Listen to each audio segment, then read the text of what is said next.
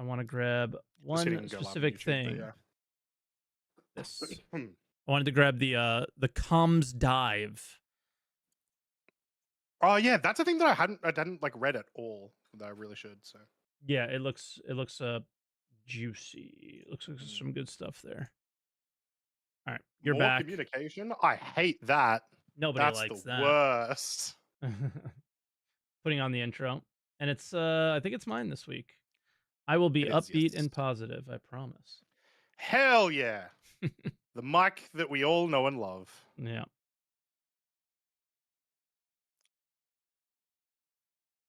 Hello YouTube. We are a little early for YouTube, so rip you guys.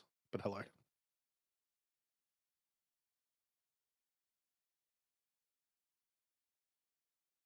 Ten seconds.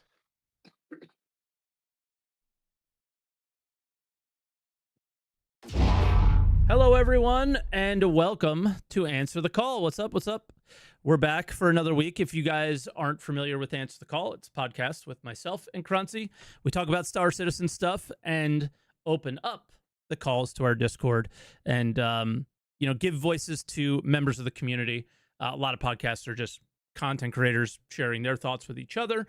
This one is trying to say everyone's opinion matters. So if you guys Imagine are new, it like it's a '90s like local call-in show. yep, that's what it was themed around, was sports radio. Like, you got the sports radio annoying personality guy, that was me, and then you have the callers calling in and be like, I don't agree, I agree, and then the radio guy would usually crap on them and then hang up on them and stuff. At least in my local area, but that's not what I wanted it to be. I wanted it to be like, hey, people. It spawned from people didn't feel like they had a voice in the community. It was only content creators. And I was like, let's give the community a voice if we can.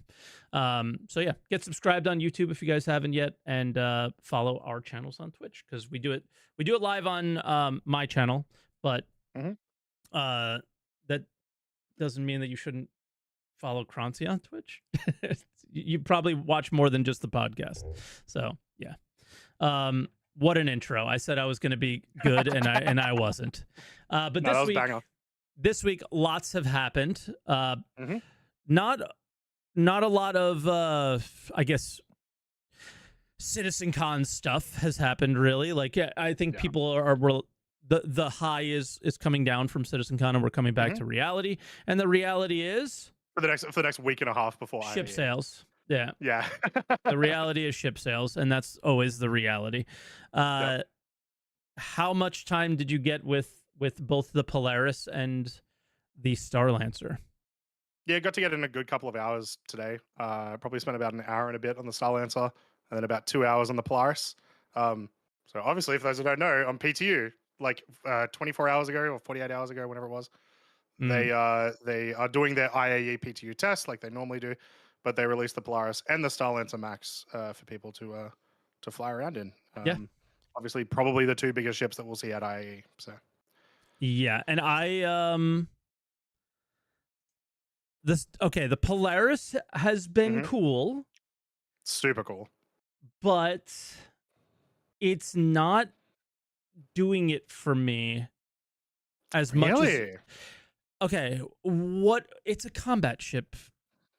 It's got some capabilities that are pretty cool. They're starting to, like, the cargo bay area was really neat. There's some really neat stuff in there, right? The PDCs are cool, things like that, right? But damn it.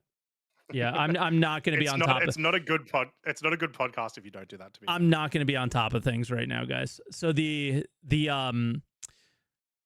I'm always, I don't know how your brain works when it comes to Star Citizen ships. Mine works one way and one way only. Can I use it with a small group of friends that would, or an org that would be doing mining, salvaging, that kind of stuff, right? So that ship is just never going to super appeal to me. But that cargo hold's pretty good for it. Not going to lie. Can fit two prospectors. Yes, which is very, very cool. I do get that perspective, but like the most fun that I've ever had in the game has been like doing hammerhead shenanigans with a full crew, right? I And can't say so, I agree on that one. Like, I have not enjoyed that as much, but I well, I Mike, can that's because we understand if kill you our have. targets. So, I can't hit anything. So yeah, that um, explains why. but yeah, I really, really love that sort of style of gameplay. But the Mhm. only gameplay we've had that's in that realm has been the Hammerhead, the Retaliator to an extent, and that's kind of it. Everything else is like way too small, or like even the Redeemer, I think is like what 4 crew, 5 crew. So, Yeah. um, I love the Redeemer all though. these, That's yeah, that's one of the ones that it's I awesome. like It is awesome. Yeah, really like. Yeah. it is good. But like the full like you need like eight to 12 people. I love that idea and that sort of gameplay. Mhm. So when I got on the Redeemer, and well, I was once again like, I'm not going to ever pay for the ship with money, but uh, this will be one of the first ships that I try to make UEC for and mess around with because I just love it. I think it's really really cool. I Oh, love the turrets. I love the torpedoes. I love how this feels like a ship to live in with your org, not even just like you and your mates, like just a small org of like 10 people, right? yeah. Um, The thing that Super cool. always makes me feel that that answer is not true, and it's only Hmm. one thing, is the hangar size. You, Yeah. 10 people cannot leave this ship in 10 different ships. Like Oh you're yeah, they in can. this ship. 10 Furies. Well, okay, 10 Furies, but they can't quantum travel, right? Or do Furies Correct. Yeah. quantum Yeah. travel? Yeah, they No. can. So, like, that's what's always what really sold me one time Hmm. was, oh, I can't remember if it was Overdrive or the ticket event for the Idris. Yeah. Yeah. That Idris hangar was like, that is an org ship for 10 to 20 Yes. people. Yeah. Obviously, like it can be for a lot more than that too, but Yeah. Yeah. that hangar was like, yes, I can put a number of ships into that hangar, and it could be a variety of ships, and it can Hmm. work for an org. Ever Yeah. since that, even ships like, I mean, this is the Star Lancer, I think, but the even ships like the Polaris just weren't, they just weren't doing it for me. I don't. Yeah, it's hard for me See, to. see that reason that you had for the Idris, I feel like the Polaris gets so close to that. It I would does say, get yeah, the Idris close. is on its league of its own. So, like, of It- course. yeah, But like yeah, two yeah, it's prospectors in that ship with yeah. this interesting little cargo bay thing that they're Hmm. doing is Yep. very intriguing to me. I don't Yep. want to knock it, but I'm still looking for it. I'm just pointing out that I'm still looking for Yeah. that ship for me. I haven't. Maybe it's the Which I Kraken or think something. I I'm was not gonna sure what it say would it's be. probably the Odyssey or the Orion, like for you, because you wanted it to be more industry, Mining right? based, industry based. Yeah. It's Yeah. probably the Pioneer, actually, to be honest, right? Probably. Yeah. Yeah. Um, but it does an amazing job. I love the hangar in this is awesome. As you can see, I think you're looking at what a Scorpius sitting in the Yeah. hangar Yeah. of the Polaris, which is crazy. The size ships that you can fit in here is awesome. Um, the animations throughout the entire ship are great. The even just like the small, I say small detail, but when it's such a large ship, it's kind of large details of how the engines sort of expand from the back, how the wings pop out, how the hangar door opens, how the torpedoes load into the torpedo bay. All of that stuff is super super cool and awesome. So it just adds obviously to the immersion of the ship, which while isn't number one priority, is always a big deal when it comes to flying these long term. Um, I feel like this so yeah. is. I have not done, and let me know if you have. I have not done a Hmm. whole lot of Save Stanton. For one, I don't want to spoil it for myself. For two, Yep. um, it's been horrible optimization. Yeah, yeah, Something yeah. it's like super buggy. There's so many problems. So We attempted this one mission today what with was Save were Stanton. ships teleporting still? Yeah, desync was crazy. Yeah. Okay. Um, yeah, I'm over it. I don't care anymore about like even attempting it until it's on live. yeah. I think at this point, but Hmm. I think they're doing that specific thing because this ship is going to dominate it, right? Is like, hey, shoot a bunch of big ships with torpedoes is a lot of stuff. Yeah, Obviously, there's some ground things, but look, I mean, you have this cool yeah, like ground vehicle bay and stuff like that. So yeah. I think it's an event designed to sell this ship in a lot of Sort of. ways. Yeah. I would be more inclined to agree with you if you could solo this ship like you could a Retaliator. But like one of the big bonuses of the ship is in order to use the torpedoes, not only do you have to have someone else on the ship, but you have to have someone else in like completely the other side of the ship, or like, Yeah. on the underside of the ship, right? Making it a bit harder to do that sort of stuff. Um, at Yeah. the same time, I mean more from that the does perspective literally. of it's a ship that has cargo, and that's like one of the missions is Oh, defend sure. defend the cargo ship that or get, Yeah, yeah. you know, cargo, and then some ground stuff, and then then some at the end it's like big blast an Idris down or Yeah, something like that, right? I yeah. think I actually don't know, but I believe that there are or an Hmm. Idris or so in one of the Yeah, missions. So yeah, I'm thinking like this ship is the perfect ship for all. Like it's like, yeah, okay, what can the ship do, and let's make missions that the ship can do, kind of thing is what it looked like. yeah. But Which yeah, I mean, I wanted more big fleet combat anyway, so I don't yeah, hate that that's leaning that way. But yeah, I guess like not to mention the fact that you've got size 10 torps here, and it's kind of like, all right, we need a bit of a target gallery for you guys to actually show what size 10s can do. You know, yep. They um, could do some yeah. damage. It's pretty They wild. can. I am really underwhelmed by their animation, though. I'm not gonna lie. They I thought it was sound cool. great because they have like the little it's very like what I would imagine a cartoon of like a submarine in the 80s would sound like, where it's just like a as it like comes out of Yeah, yeah, the front of the torpedo bay, which is very cool. But um, yeah, very slow similar to like size nines. But when they hit hard. Someone said they do 750,000 damage. yeah. It's like So ridiculous. Oh, a yeah. funny story about this ship. I Hmm. paid. This is the ship that I was like, I'm done. I'm not paying any more money for. I bought this ship. Like back when it came out, or I bought this ship. okay, I made a deal with Board Gamer. Board Gamer yeah. was going to buy the 890 jump. I was going to Hmm. buy this, and when we needed them for content, we would swap. We would share. Share them, yep. This was before, you know, you could rent them at IAE. Like none Yeah, of yeah. that stuff existed, right?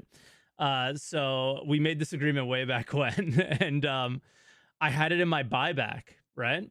So I Hmm. pull it out of my buyback, but I have not used the pledge store in a very, very long time. And Yeah. apparently, you put in the store credit at the beginning, not Hmm. at the end. I skip straight to the end, and I hit the back button on my mouse. It goes error code 404. I'm like, oh, Yeah. okay, whatever. I'll just try again. It is not in my buyback. I cannot get the ship back.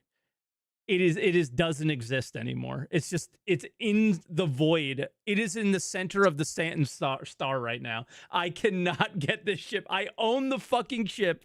I have enough store credit and I cannot get it. Yep. I had the See, one I'm in, I had to borrow from a viewer. Minus sometimes 750. CIG don't want you to buy ships, guys, and I think that's a really important caveat. So it's in my cart, but it's Yep. not in my cart.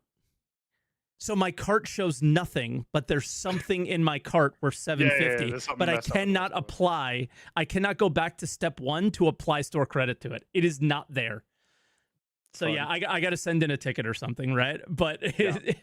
I'll get it fixed. It's just funny because I needed it right now. You know, I was like, I want to look at the ship now, and I can't have the ship now, and now I have to Yeah. rely on somebody else's ship just to see it if I wanted to. So funny story. Like it'll get resolved, Yeah, yeah, and it'll probably just end up back in buyback pretty soon. yeah, yeah. But the just a funny one. Starlancer. That's the one that I Yeah. didn't think I hated it coming out of SitCon. Hmm. And in combination with something else we're going to talk about today, I might love it. I think it's what I want for my org. I don't. All right. We got different opinions on both ships today. It's great. Yeah. I don't love the Starlancer. So you go first though. What do you like about it? What's the deal? Also, what sort of changed your mind about it versus when they revealed it at SitCon? I mean, they revealed it at SitCon, but it didn't. I guess it didn't quite. I'm just going to try and find, hopefully, where I'm going around it. I mean, I'm looking at it, but I'm not Some inside great of it. engine effects. I love the little back like. Oh, it's the very back similar to the engine's Prospector back engine. Yeah. really, really Cool. good. My thing is the cargo bay. So, like I said, I'm Yeah. pretty hooked on the whole mining thing, especially right now after Sikana. Like, just trying to get the mining org going. What's our processes, right? And this Yeah. this cargo bay is really interesting, and we'll talk about it in a little bit. But they have recognized their problems with mining bags and unable, Hmm. like, you can't put them on cargo grids, you can't get them off the freight elevators, you can't Yeah. have separate mining bags and refine stuff. They put that out there in a post, and we'll go over it in a little bit later. But so assuming that all that stuff is going to work somewhat Hmm. soon, then it's really interesting that the cargo bay of this ship looks like it basically fits mining bags perfectly and comes down and then goes back Yeah. up. Like it just like logistically seems like it makes sense. Also, Yeah, it's like what you like about the Ironclad, right? Where it's like it seems like it's designed for the for game that we play how today. the gameplay should be. Yeah. Yeah, exactly. It seems like they're learning how things work, and I think it was pretty Yeah. smooth.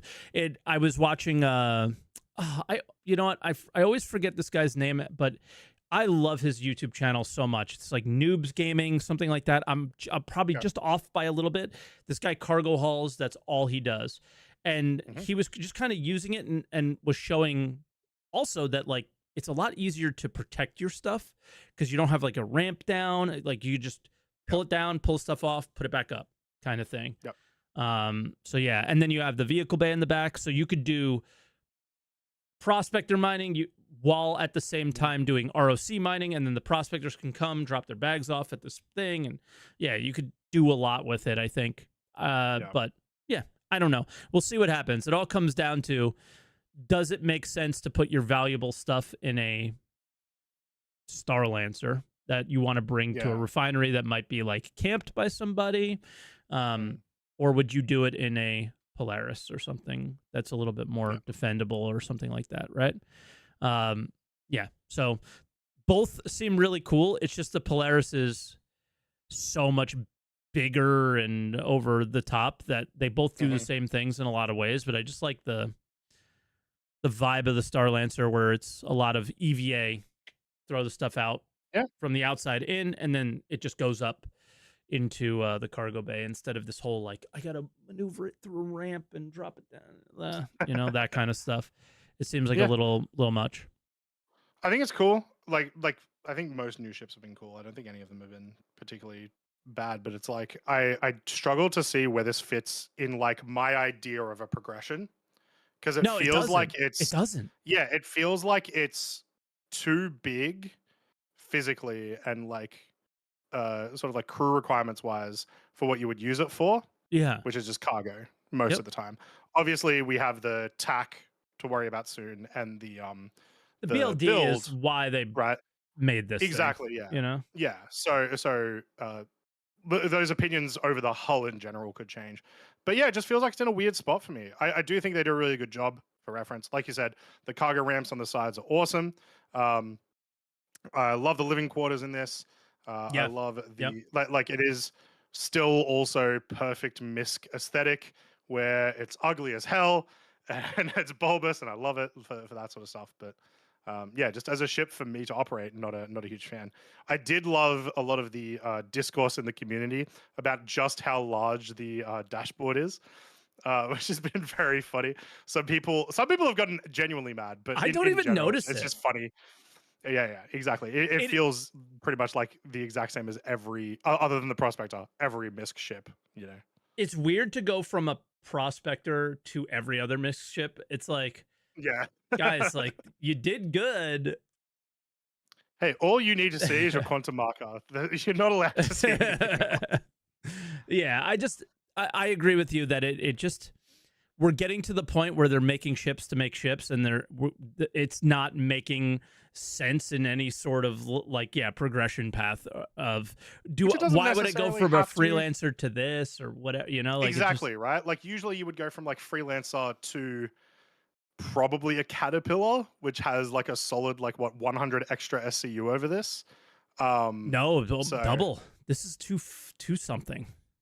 yeah, isn't Caterpillar 3? No. Yeah, Caterpillar's five Raylan is something. 300, sorry. Yeah, Um, but yeah, like you would 566, something usually like that. step that little bit further, right? Yeah. So, yeah, it just But seems awkward to me, but that's okay. I am okay with us having ships that are a little bit more awkward, because then every time someone says, "Guys, they're making ships too good again," they've made a ship that's really good. I get to yeah. point back at a ship that's not as good.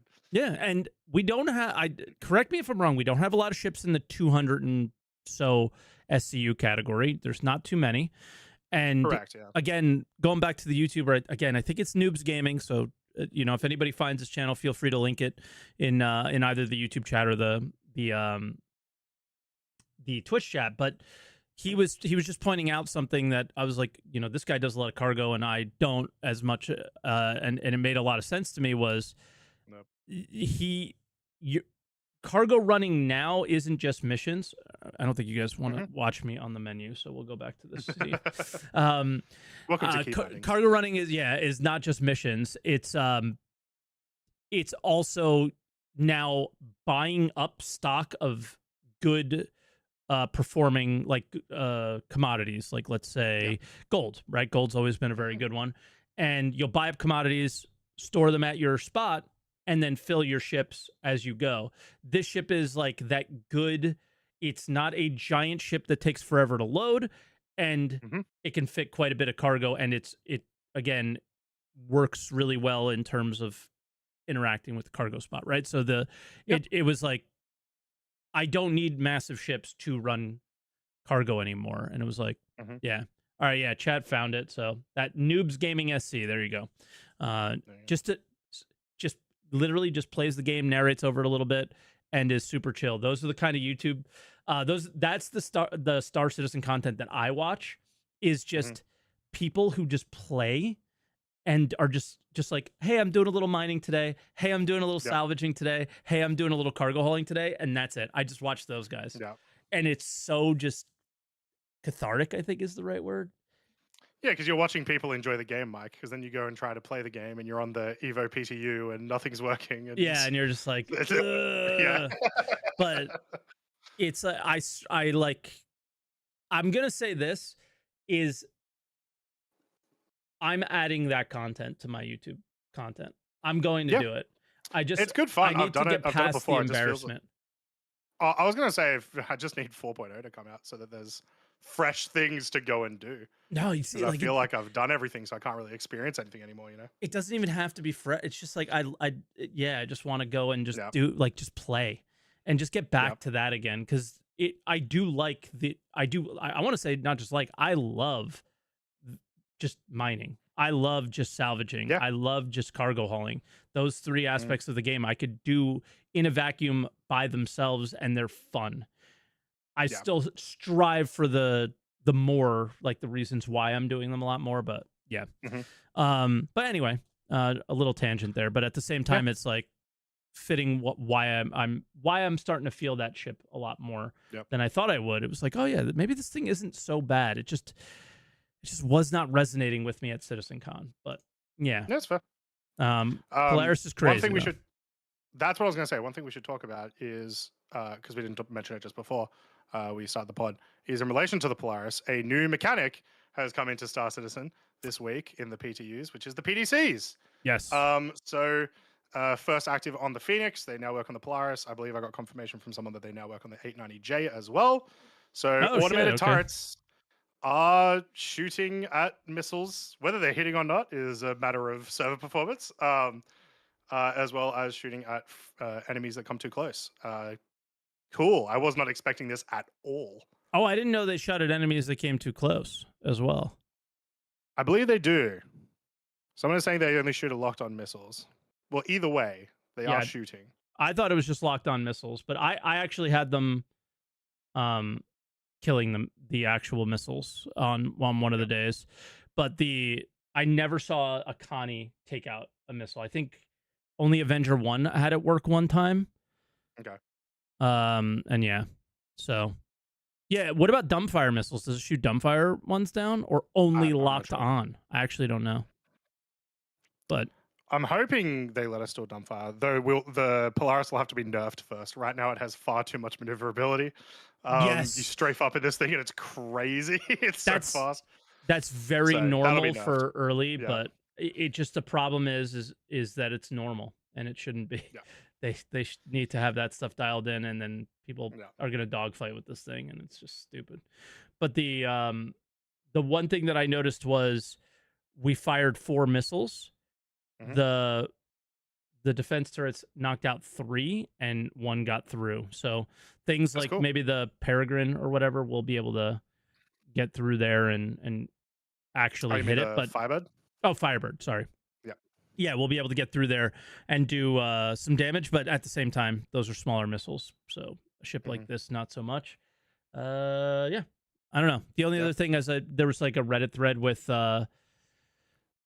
somebody rammed it with an M50 and killed it, and everyone was like, "This is bullshit." Like they were starting to freak out, and I'm like, "Guys, like We we have a we solution were for that trying. Well, I was gonna say in our Maelstrom." So, solution apparently was today we were trying to make it explode because every new ship I want to see explode because usually they have unique explosions. And it mm, just wouldn't, just refused.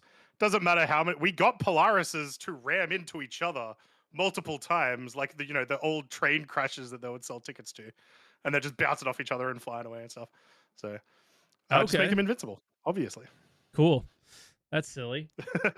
But yeah, it's a cool ship, and I'm looking forward to at least trying it in the mining fleet a little bit and see what happens. But Yeah, what do you want to go to next? Do you want to jump to that post, the comms dive, to since I had just mentioned it? I guess. yeah. So All right, cool. Let me bring it, zoom in just a little bit, and then bring it up. So it's basically a patch watch, but hmm not for the patch. It's like what's coming soon. It's almost like a hey, we know there's certain things that need to change, and we're letting you know that we know. Uh, yeah, Precision targeting. They're trying to say that in the future, large ships will be very dangerous for fighters. Where right now, hmm not so much. This yeah, one's pretty sick. Cave exploration and also other 3D maps like contested zones. The plan is to have a fog of war mechanic that yeah. will Which you sounds will great. not know how to get through these things until you've gone through them first. But if you have a Yep. mission, you may um, Get have like a that map window. information. Yeah. Yep. Full screen, we all know about that and what's hmm going on. Vulcan, we've seen a lot of dev posts about that. It's not coming in the next patch, but the one after that. Global Illumination. Yep, we'll just pass that one. Yep. Uh, then Grey Cat Industrial Rock Inventory and Trading Terminal. I don't know about you, but every time I stream when there's a new patch, somebody comes to my channel and asks me if the rock is working, and it never really is. hmm Uh, Yeah. this is them going, we know, and we'd like to fix it. Yep. Basically, it's to be able to sell directly from your rock, which you can't do now. This is what I hmm mentioned earlier. Lots, big paragraph about mining bags. Once again, they want to allow you to be able to remove and replace them easily. They want you to be able to put them on cargo grids of both your warehouse and ships. And they want trading terminals and refineries to recognize the bags and their materials or whatever hmm on that UI. When that'll happen, nobody Yeah. knows. And then refined materials will be transferred. This I don't want to see personally, but yeah, because this is just adding more pain to the process. But that's already painful. I think Is I think it's important for like my friend has the cargo ship. I need to put it into my freight elevator so they can take it oh, type of stuff. look what I Yeah, highlighted limited to though. 4 SEU sucks, That's but what I'm talking yeah, about. The pain is yeah, like, why not 32 SU? I don't know what the yeah, limit yeah. is for, and I don't understand. I don't get it. Yeah, I don't know. But yeah, people are saying Twitch is acting weird. Nothing on my end. Watch on YouTube. It'll be perfect and probably better quality. So Also, it's fine on my end watching on Twitch, so yeah, I get mean a that. better browser cred. It's the Twitch servers wherever you are in the world. Sometimes they're bad. This Polaris Point Defense, we talked about that, and then Yep. navigating jump points as a group. We just found out how big the groups are. They're huge. Yeah, group of 40 is crazy. Yeah, obviously we go in one at a time, and there is a decent. Uh, There's some leeway. Well, yeah, not leeway. There's some you could some just see the small person. delays. You could just see the person in the distance. You can't. You're not like Uh in I my don't know. experience. This week, there's been a few times that I've done, but I've also seen a few other people do, Yeah, where you are right on top of them, but you're still like there's still a distance, if that makes sense. Like you're not actually ramming into them. Yeah. Okay. I've not seen anybody too close. It's always been quite far away. But how has your jump point experience been the last couple days? Have you done it at See, all? that's yes. See, that's the thing, Mike. I really wanted to mention last week when we had Cutlet on, just like Mike, I finally did it. I finally got to do the thing you got to do 9 months ago that I've Yeah. been shitting on you about every single podcast. How I mean, and you got to do it in a much better Yes. state than Yeah. I did. Like it felt really good. Yep. My very first jump worked and was awesome. Um, Hell yeah. and then like a few jumps after that were terrible, but the it was so cool. So the music kicked in, the frame rate at the time was good, and it was such a cool experience. It's certainly the thing is though, like I can there have been concerns I've heard from people saying like it's going to be tedious.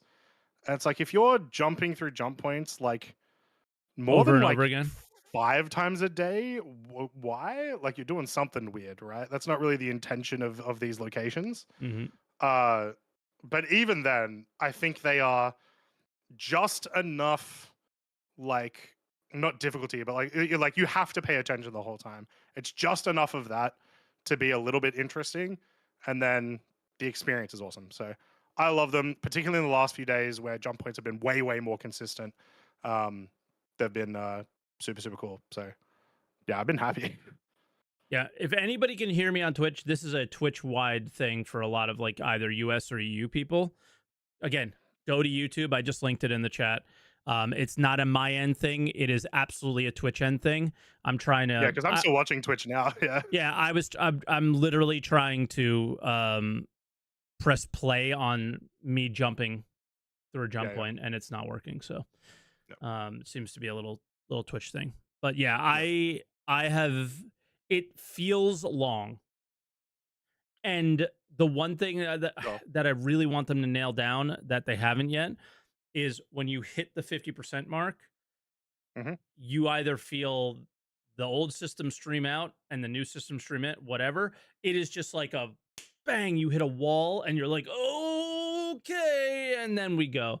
I don't know if everybody's Last experiencing it the way I am, but it's a brutal moment there. I was going to say last few days been 50-50 on whether or not that happens for me. So once again, feels like it's likely server related issues. Yeah. Um, it has. I have had a few jumps that have felt seamless, like Okay. actually seamless. But most of them, yeah, I've you had get to. none It's not feel the real seamless. 50%. Like it's not where the color changes. It's like a little bit further than that for me Yeah. most of the time. Is then yeah, like everything stutters, frame rate drops to like 0 for like a couple of seconds, and then it comes back, and it's like, well, that ruins the experience a little bit. So, um, Exactly. Yeah. It was like, oof, this is tough. yeah, But especially if you're trying to like navigate it well and not mess up, yeah, it's like whoa. But yeah. outside of that, it's been really fun. And again, Have you failed some jumps? I failed the first one like a couple days ago, but Hmm. not out of any fault of my own. It was one of the bugs that pulls you through. Oh, okay. And So then yeah, I've done. I've randomly failed where I was in it and I was fine, and the jump point was just like, I'm leaving, No, goodbye, and it just disappeared, and I was still in the I'm jump point, jumping now. but it was just gone. Yeah, so it's like those were my So failures.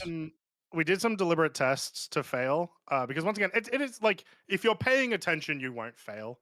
But we did some in the last few where failing worked because I've also the sometimes you would try to fail and the system's just like no, don't worry about it. Yeah. You're Well, I fine. had failed Like the whole way through. early in Evo before it was open. I had failed Yeah, quite a few times. Yeah, yeah. and you felt But it. yeah, I'm happy. I'm happy that worked. And Where'd you end two up? things. So that's the second thing I'll say. The first thing, the VFX for while you're failing make me want to fail, which is not good. Like the VFX are so cool Oh, the hitting when the you're like edge. surfing on the side of Yeah, the yeah, edge of the yeah, yeah. wormholes. Yep. They've got to make those VFX worse, so I'm not like incentivized to try it every time. Shake the ship or Um, something. yeah. But the failing was really cool. So it's supposed to do like distortion damage and stuff. I'm hoping it'll do more stuff like that when engineering comes online. Right now, if you fail for long enough, and it does require quite a long time, like it was like Yeah, 20 or 30 seconds for me. they give you quite a Um, bit of leeway. yeah, it'll yeet you out, and it really sends you a far way depending on where you fail. So I did one from Stanton to Pyro, failed while I was still like in the Stanton half. I was essentially right next to the Magnus jump point, which is like 80 million kilometers Yep. from the Stanton from the Pyro jump point. So that was wild, and made it so it's like, yeah, you're probably gonna just die because you're not gonna have enough fuel. And then I did one in Pyro, the Pyro side, similar sort of thing. Just yeah, middle of nowhere, like somewhat near Pyro 4. So Hmm. I'm glad they got that working. Nice. Have you been to Pyro 4 yet? Yes, have you been there today? Yeah.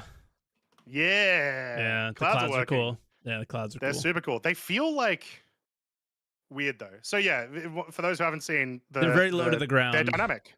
Yeah, they're Uh, low to the ground and tall, which is like yeah. weird.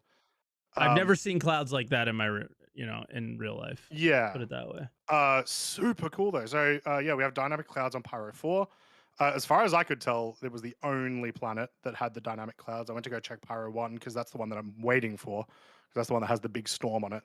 And they did not seem to be dynamic. But yeah, they change, they move, they have dynamic shadows, not quite to the level of global illumination, of course, because that's not in yet. But um, it's cool to be in daylight and the shadows change around you. Yeah, they were super dope. Yeah, this is the example of the cloud that I saw. It was like on the Yeah, I saw ground, something similar. but it Yep. was just they move pretty quick, and And they morph a lot. they morph a lot. Yeah.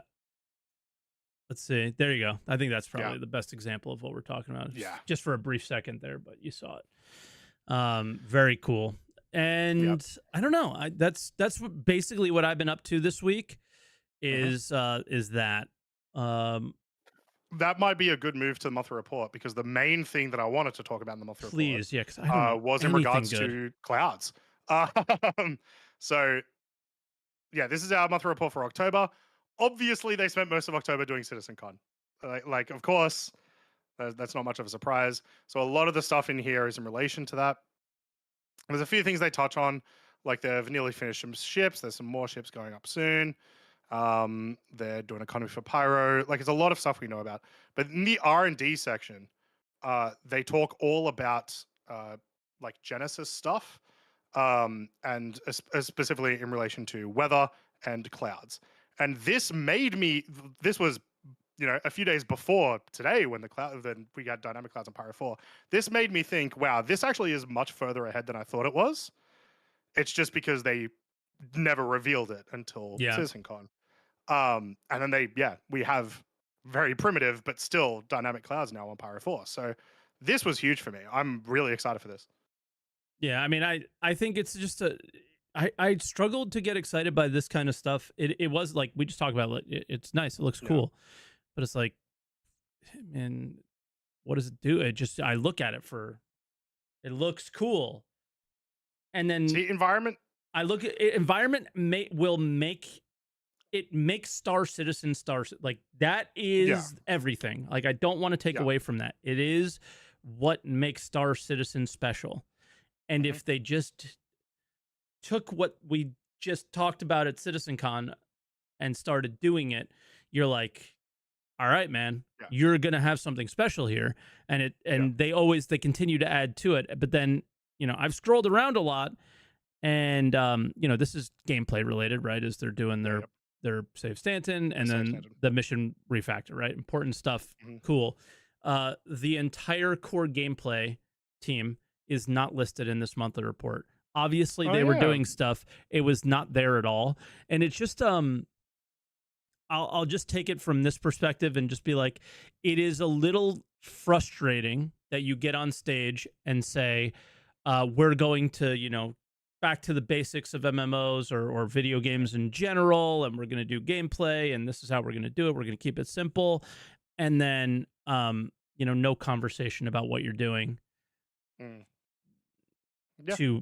and it was just like, ooh, what that was you know, even if you just like repeated the same things that they basically have been, which is Yeah. Maelstrom stuff or radar stuff, you know, it's just like still, I wish it was there.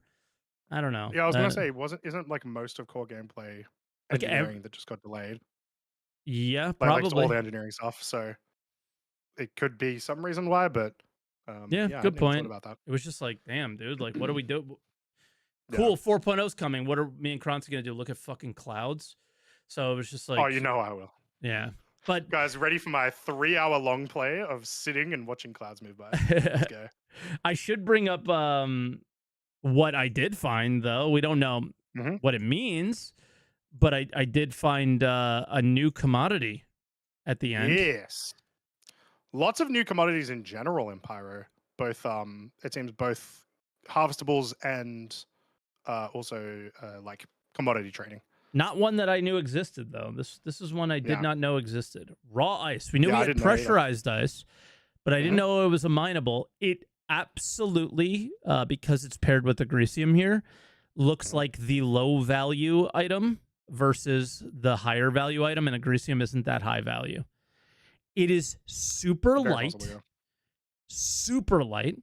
If I let this play, maybe we'll get to it, or I can like maybe tap. Yeah, yeah. Here you go. Here you go. Here you go. I got to tap back just a tiny bit.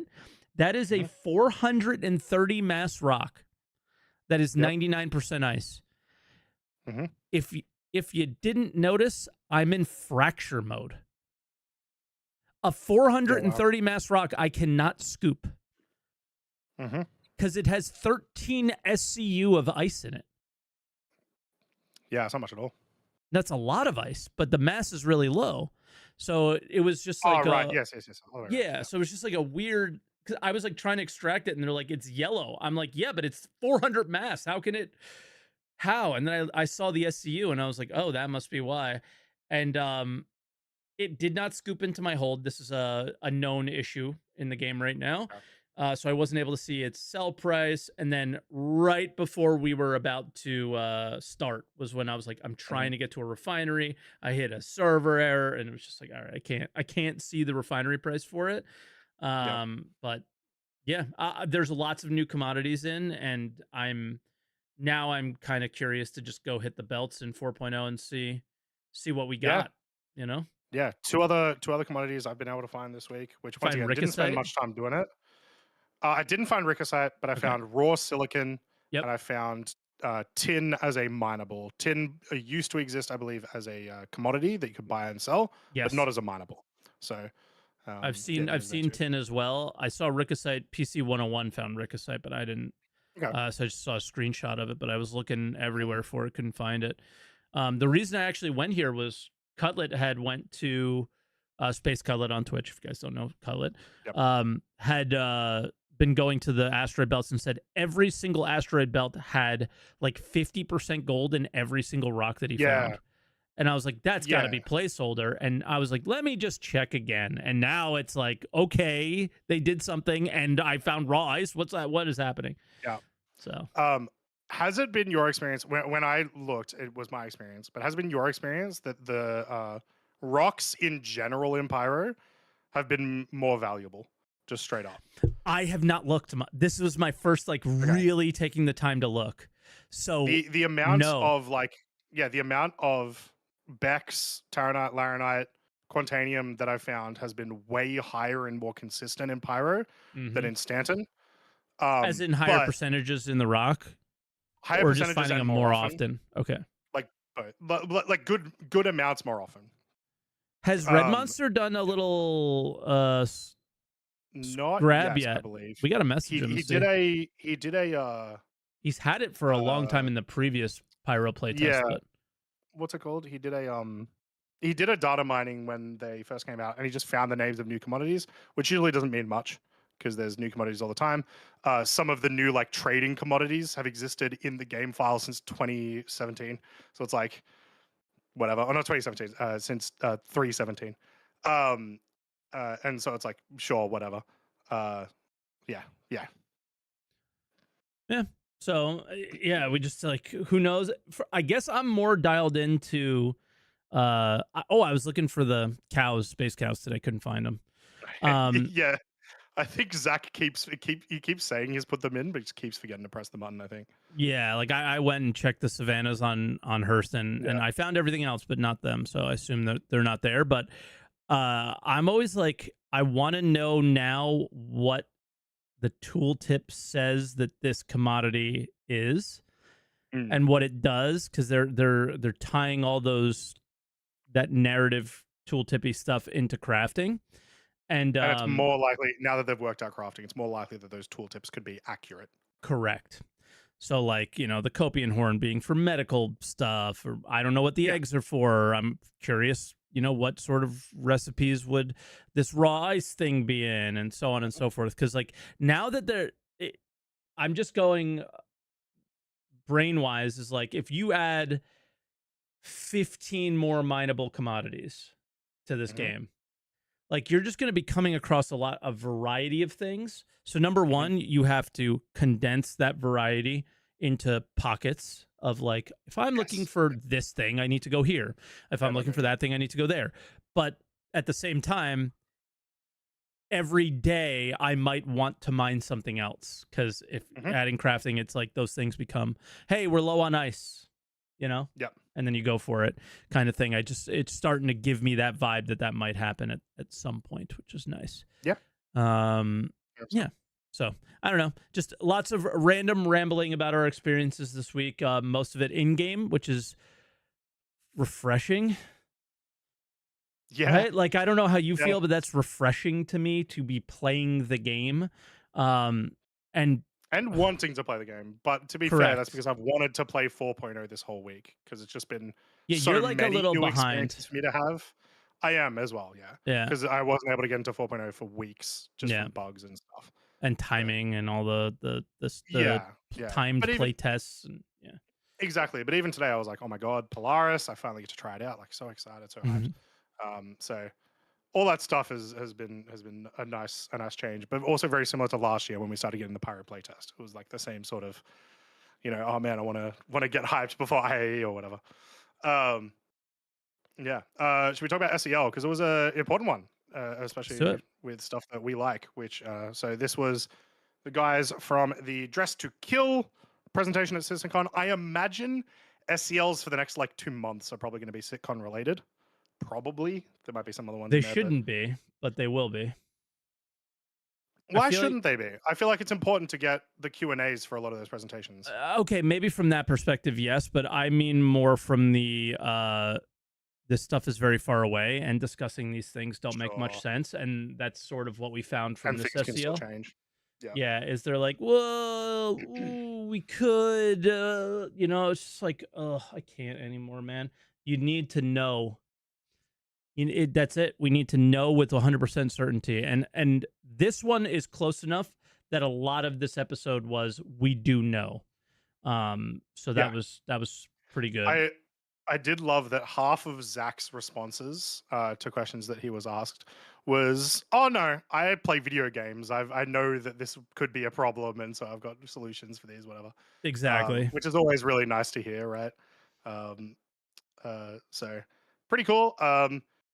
Some My big takeaways. They mentioned utility armor. Just to be on that Um, point there for a yep. second before we move on, my favorite one of those was actually from Jared. Yeah. Uh, I assuming you would have gotten to it, but I think it's Yeah. I just watched it today. Yeah. just because you dialed in to that aspect was, Mhm. I don't know how a lot of you guys felt, but I was very concerned about their discussions around how we were going to recover subscriber gear, right? Things that are purchased on the Yeah. website, so on and so forth. And there's positives and negatives about this. I think there's a huge negative, like just black eye, and then there's a huge positive. And I'm going to start with the positive. Jared goes, "We didn't put in the item recovery because we didn't want it to be a duping machine." So they Yep. recognized the like their thought process was flawed, and they went, Hmm. "Yeah, no, we can't do that." Cool. They don't want to make it duping. Yeah. But then they said if you bought this armor on the website, you're going to get a blueprint for it. And that initially is like, Yeah. yo, good idea.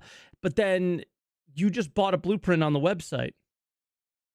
Yeah. You just paid money and bought a blueprint on the website. So yeah, it also felt a bit like conflicting information between those two.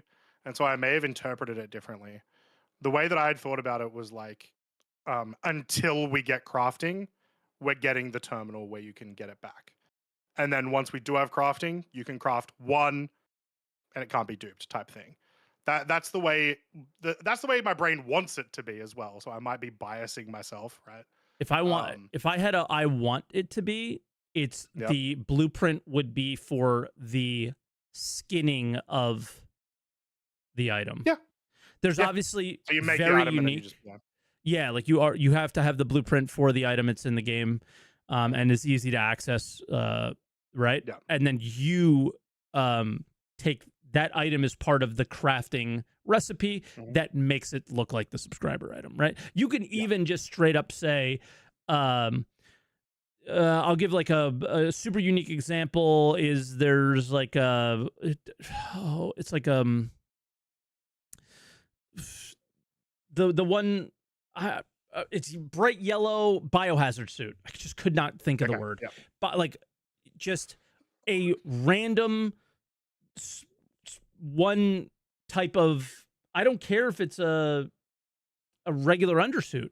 Just make a regular undersuit part of that recipe, and then you apply some materials to it, and then you can create this biohazard suit, whatever, right? I think I'm okay with that.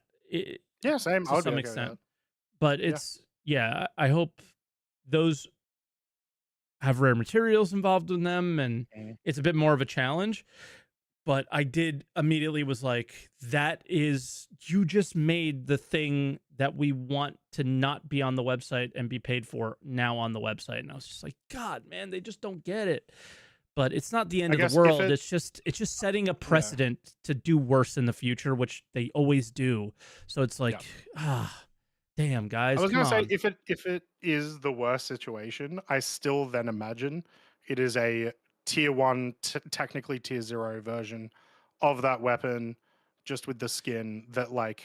We need that clarification, right? We need that clarification, like from our podcast last week. On tiers. Yeah. Because once again, sort of like speaking to what I said about, Zach responded to everything with like, I play video games. I know what like, tends to work.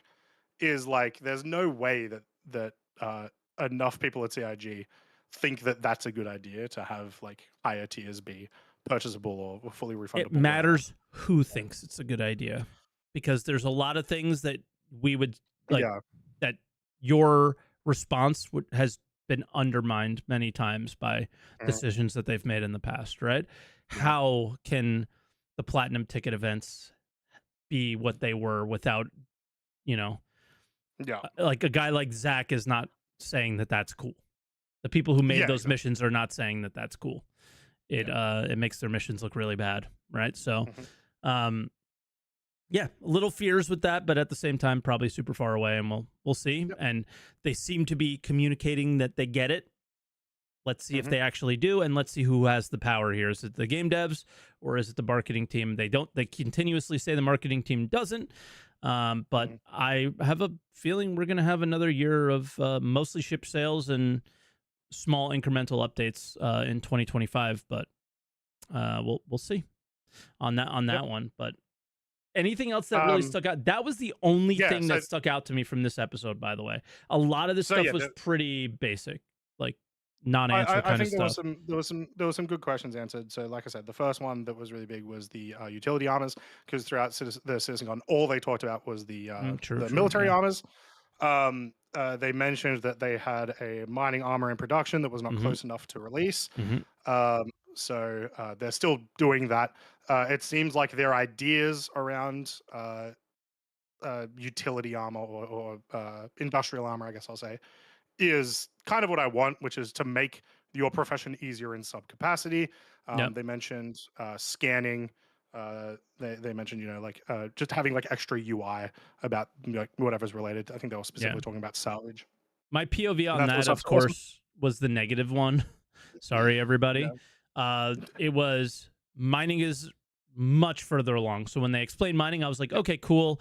But then they went on to salvage after that, and I was like, salvage is so incomplete from what it needs to be and what it should be. Now, I'm not saying add the levels of depth that mining has necessarily, but salvage has two commodities, and salvage is salvage and repair. It's this weird I'll thing. fight you on the two commodities. A large part of salvage is supposed to be salvaging modules, cargo, and like weapons.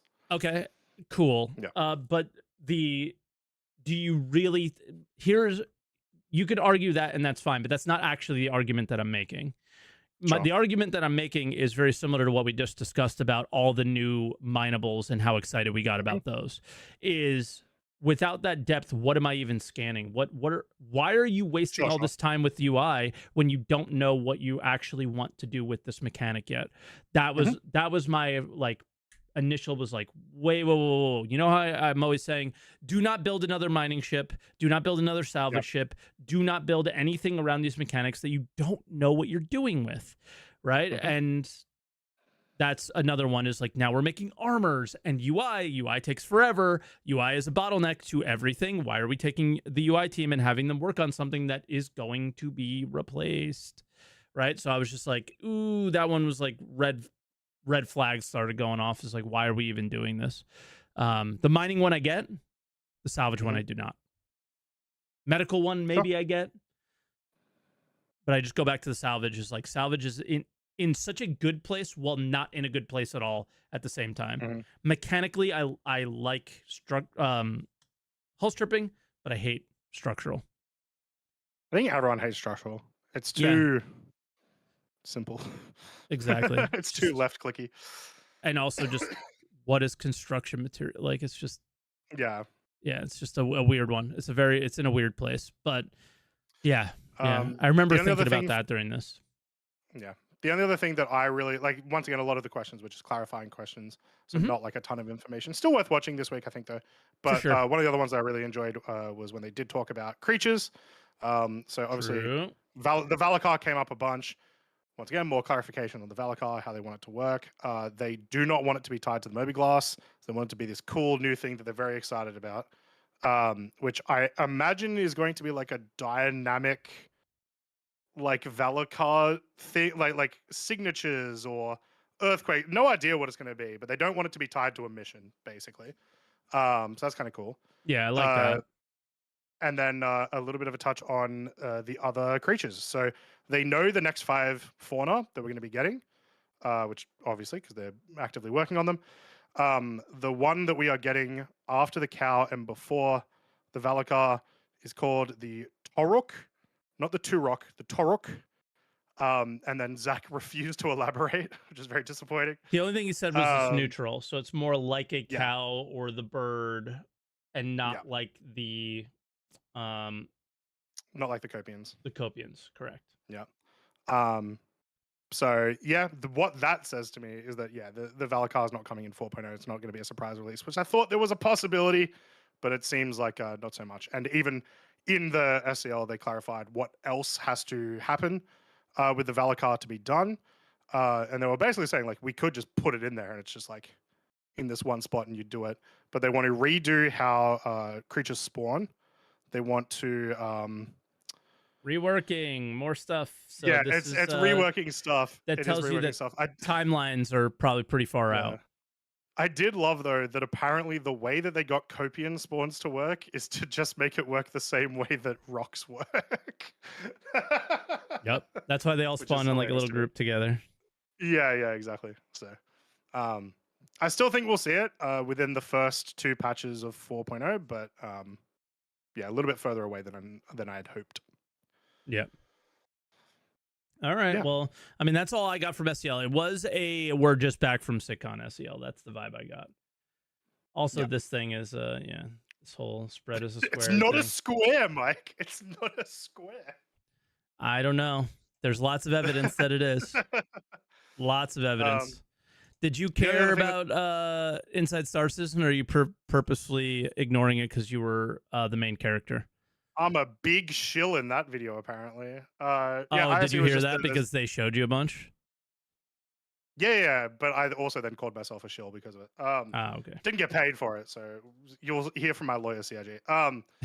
Yeah, ISE was just the post CitizenCon episode. It was cool. I actually watched your reaction to it, Mike, and it was kind of cool to watch you start off being like, you know what, don't really care about these episodes, and also like being fully transparent. You know, it's like, oh, these aren't like the game episodes, whatever. But then really enjoying this episode The as it editing went was really through, and they started good. talking to the devs. Yeah, it was like they Yeah, told the story I really think well. they've absolutely It smashed was these videos recently. it So, was over the top, but like yep. at first I was like, "What is this? This is ridiculous." But then like it fit. It worked out. It was it was Yeah. good. It was good. So yeah, it was cool. You expect this episode every year, so Exactly. nothing Yeah. Not really new out mad of it. about it. Just something to look back on in a few years' time, and you'd be like, oh yeah, that's right, that's how that CitizenCon was, whatever.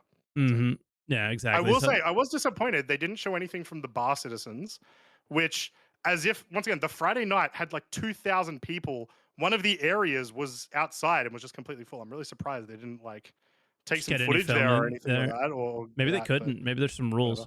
But That's the possible, yeah. this guy, he's like a regular in the community. He's been around forever. I Yeah. can't the I Toys Are Me, I think his name, something like that. He yep. I you saw that in the reaction. I'll just share it with everyone here that maybe didn't. I hold grudges, okay? And this is how bad I hold grudges. Yep. This guy offline rated me in Toy Grubbin, yeah, that's right. Offline rated me in Conan Exiles, folks. Conan Exiles. How And many I'm years ago?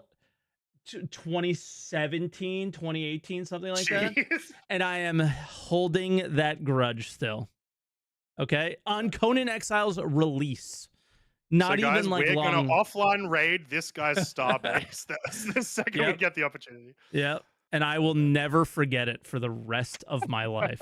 I have no hatred towards the guy whatsoever. Yeah, But yeah, every time I see him, it does irk me a little bit because I was like, yeah. damn, dude, that guy ruined my experience. It actually wasn't him. It was Matauchi. He was playing with Matauchi. But yeah. Oh, so it Oof. wasn't even him. Well, he was part of it. So when I see him, I'm like, ah, yeah, I remember you. I'll never forget that. Never forget. Can't remember to, Love it. do basic tasks throughout the day, but we'll never forget that, which is yeah, Can't remember so the stupid. cans, but you can. True. True. We'll remember random other things. That Yep. though is all I I have as believe far that's as about it. my list. Yeah. Yeah. And Yep. and we did go off list a little bit and went for our experiences that we've been playing because we've been Mhm. playing a lot more, which is really Always awesome. feels good. Yeah. Yep. So I think if you are, I'm not entirely ready. I don't have their names Yeah, yeah. ready to go, but if you are, we can start pulling people in and we'll keep them to 5-ish minutes, I guess, and we'll try to get everybody in. Sounds good. As a if you ever want to call in to answer the call, I don't think I've done this for like the last like month. If you ever Me want to neither. call in to answer the call, make sure you go into our Discord and you go into the green room. Usually we fill up very quickly, so you want to make sure you do it right at the start of every episode. You can go exclamation podcast on Twitch, or you can find it in the description there on YouTube. In addition, because we have not like we've taken a lot of callers over the last couple of weeks in CitizenCon, but there's been a lot of you wanting to call. If you do want to mention anything about CitizenCon today, feel free. Just keep it a little bit more brief. Try to mostly talk about the stuff we talked about this week, but we're not gonna Yeah, kick you out if you do. exactly. Okay. Can you pull down Sigma Kaneko if you don't mind? Because this is being annoying for me. Stick, how you doing? Can you hear us? Doing? We're doing.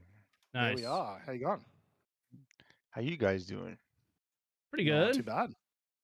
Hey, just before I say anything about the Polaris, because last time I came here and I said that I hated the EVA, I got flagged Yep. for it. I really like the ship. Mm-hmm. I think the torpedo room was an afterthought. That's all I gotta say. Which room? Sorry, The torpedo room, torpedo room. the one that you have to, fire the torpedo. I think is Mm-hmm. the dumbest thing to have a guy stand in the dark room, to fire a torpedo. That's my Like you would take on it. rather have it on the like the bridge since that's where you're firing it from anyway. Even if he wasn't at the bridge, Mike, I think at least have like an actual station where the person is sitting down and like has a computer Make just them like feel important. Oh, I guess. Mm. But it's I the will. standing thing is terrible to me. I will say from a gameplay perspective, it does feel like they want the engineer to like have that role as well, like dual role, that sort of thing. And I imagine almost every team's going to do that for the most part, because if you're worrying about engineering while you're 10 kilometers away from your target, that's a problem. Um, but you're still kind of right. It does feel weird. It does seem a bit strange. Not Now that gonna you lie. mention it, it's like, yeah, they are in like this tunnel It's a weird weird thing. spot. Yeah. Like you're in a totally different place than where the missiles are even coming from, and yeah. Sort of. You're just ahead of them. Yeah, you're just ahead of them. Yeah. The torpedoes in the back. Oh, I But guess the it's view, it makes it look like they're coming out of the front. That's the pilot Mm, um bound missiles. Yeah, never mind. yeah. yeah, but overall, I think um, looking at the ship, the amount of details, I think did a fantastic job. I think Mhm, a lot of people are going to be flying those, a lot of orgs. I mhm. don't see any other better ship for Daymar Rally besides the Polaris now, to be honest. Mm. So I'm going to have to get one of those, um, unfortunately. But I do have an issue also with if I play a lot with the Zeus when it came out, Mhm. and I practice. I do a lot of cargo hauling as well, and I don't know the CL and the ES that we saw. If you go into the not the habitat area, not the sleeping area, but the habitat area where the kitchen is, it just feels very bland and white and no details, and it's just It's like it's super, very it looks like it, Play-Doh almost. It's just like a it weird material choice, and it just looks weird. right. That's It doesn't even the look Star hinges. Citizen. It looks unfinished. Exactly. Mm. Yeah. That's exactly what I thought. It doesn't look. Yeah. I mean, we're used to the high quality and very high detail, and I think the Polaris has some of those also in the quarters, Mhm. where like there's some details missing. But I mean, I'm very happy that's out that we get to see it, and the Star Lancer. Oh, I don't before you really go to the know. Starlancer, can I jump on Yeah, something that we missed in the Polaris? The Polaris. There's mirrors and the whole cameras thing. Oh yeah, they like work, right? Yeah, they're not mirrors. It's a camera that's a screen. Is Right. so it kind of is like a mirror, but it's not. And then the in the brig, you have two cameras that you can look at the people in the jail cell, what they're Ah, I did not doing. know that. Yeah, That's and kind of it but cool. does like, work. and it It does works. work. Yeah, it's pretty cool. I don't. I feel like I would only ever use that for RP purposes. I don't Hundred think I'd ever percent. have to be like, guys, make sure 100%. like this is actually Five Nights at Freddy's now, and I'm trying to make sure that Yeah. I'm watching the brig cameras. But No, no, it yeah. is It's cool though. it's totally RP stuff, but it just Yeah, to yeah. go more onto the detail stuff that Sick was talking about. It was like, yeah, those were some of the interesting details of that ship. Mhm. Yeah, the co-pilot on the Polaris has access to the camera that's on in the hangar, Yep. and you can Yeah. also select different doors to open manually from the menu, which is Yep. really cool too. I'll see if I could find that in my playing with Is it that yesterday. It's is that very not neat. just the engineering door stuff, or is it a different version of it? What do you mean engineering door Well, you said stuff? you can open up the doors. You can do that with Oh, engineering. it's like a physical button on the co-pilot. It's like there's a square in the center, and then it's a Mhm. circular button that I'll do my best to find it. Actually, it's way easier to find than to explain. But the Yeah, yeah, I did not spend much time in the cockpit. I kept on having to try out the it missiles. So it still feels very RP, but it's okay, a how would you say it? Like you're the co-pilot is managing the cargo. It gives you the okay, opportunity to bark orders, I guess. okay, cool. Yeah. And Uh, I think the Star Lancer guys, I'm not a big fan of Misk just overall. You Mhm. guys agree. were discussing the progression on it, and I I think the got it. jump from the whole A from to the Star Lancer is a little bit high. I think we're missing the whole B to see how it goes. I think I can see the video, Mike. Yeah, That's that's the thing. the I don't think that's the thing. I don't think you are jumping to the Star Lancer at any point. I think there's much better ships from different manufacturers at the moment. For because everything could change, obviously, but for the prices that they are, both in-game money and real money. In-game money, obviously, more susceptible to changes. Uh, than the Star Lancer. It just feels weird. It feels to me like it's in a weird spot where I would never go, my next step is the Star Lancer. It's always a different ship. Yeah. But I I'm think starting the to fall for it a technology. little bit. Well, I mean that elevator, the side elevator for the doors, Mike, is just really. That's a really It nice is very cool. addition. Yeah. Yeah. I think that's something that they could use more in other ships, hopefully. Yeah. And just Elevators to for cargo are better than ramps for cargo. And Mhm. then just direct view straight into the ship is the best. But if you Yep. can't do that, the elevators are very nice. Mhm. I think this is where I'm about to torpedo this Star Lancer to death. But yeah. we torpedoed Aurora was, I mean, glorious. Nice. I don't know how much the torpedoes cost. I know they're pretty expensive, but it was They're bugged at the moment. Apparently, they're like literally 2 AUEC. oh And To beautiful. across the board, if you go bombs, the A2 bombs are like nearly 100,000 each or something like that. Like Yeah. we're getting to the point where they're figuring this stuff out a bit, which is nice. It'll be Yeah, expensive. yeah, they'll make Yeah. sense. But yeah, I mean, I haven't seen much of the SEL. I saw a little bit. I saw about the Mhm. armor. I've been trying to hop in here just to talk to Croncy about CitizenCon, so and Atmo Yep. Esports. So I'll take 30 seconds before I go just to say this, Mike. Yep. Um, I've been in virtual racing for a long time. A lot of competitions, a lot of you know, in like in-house events. Croncy is by far one of the best commentators I've seen, You and he shut your Hey. dress mouth. and he Keep him dresses out. very spiffy because I don't know what he's trying to do to convince people, like dressing in a little suit and everything. But he did a It's what you fantastic show. do. It's what esports casters do. I had this conversation with Crucian because he like I was wearing a blazer to the Admiral Yeah. So event, spiffy. and I was like, that's what every esports caster does when they like do it live. What do you want me to do? I'm just copying people. No, it was great. The ammo event was great. CitizenCon I'm was glad you had a good time. CitizenCon is, managing expectation. I think managing of expectations is crucial for CitizenCon, Mhm. and the event itself was much better than the last year's. This year's much better, but I think going to CitizenCon for a couple of times now, you kind of set your expectations at a certain level where you kind of, you dim down. But I hope that the next one Mike shows up and we can I won't. see his face on there. And whoever hasn't Mike, the next been, one's at your house. I will maybe show up if it's in Orlando or something, but yeah. I mean, someone leaked the location there when we were there. Really?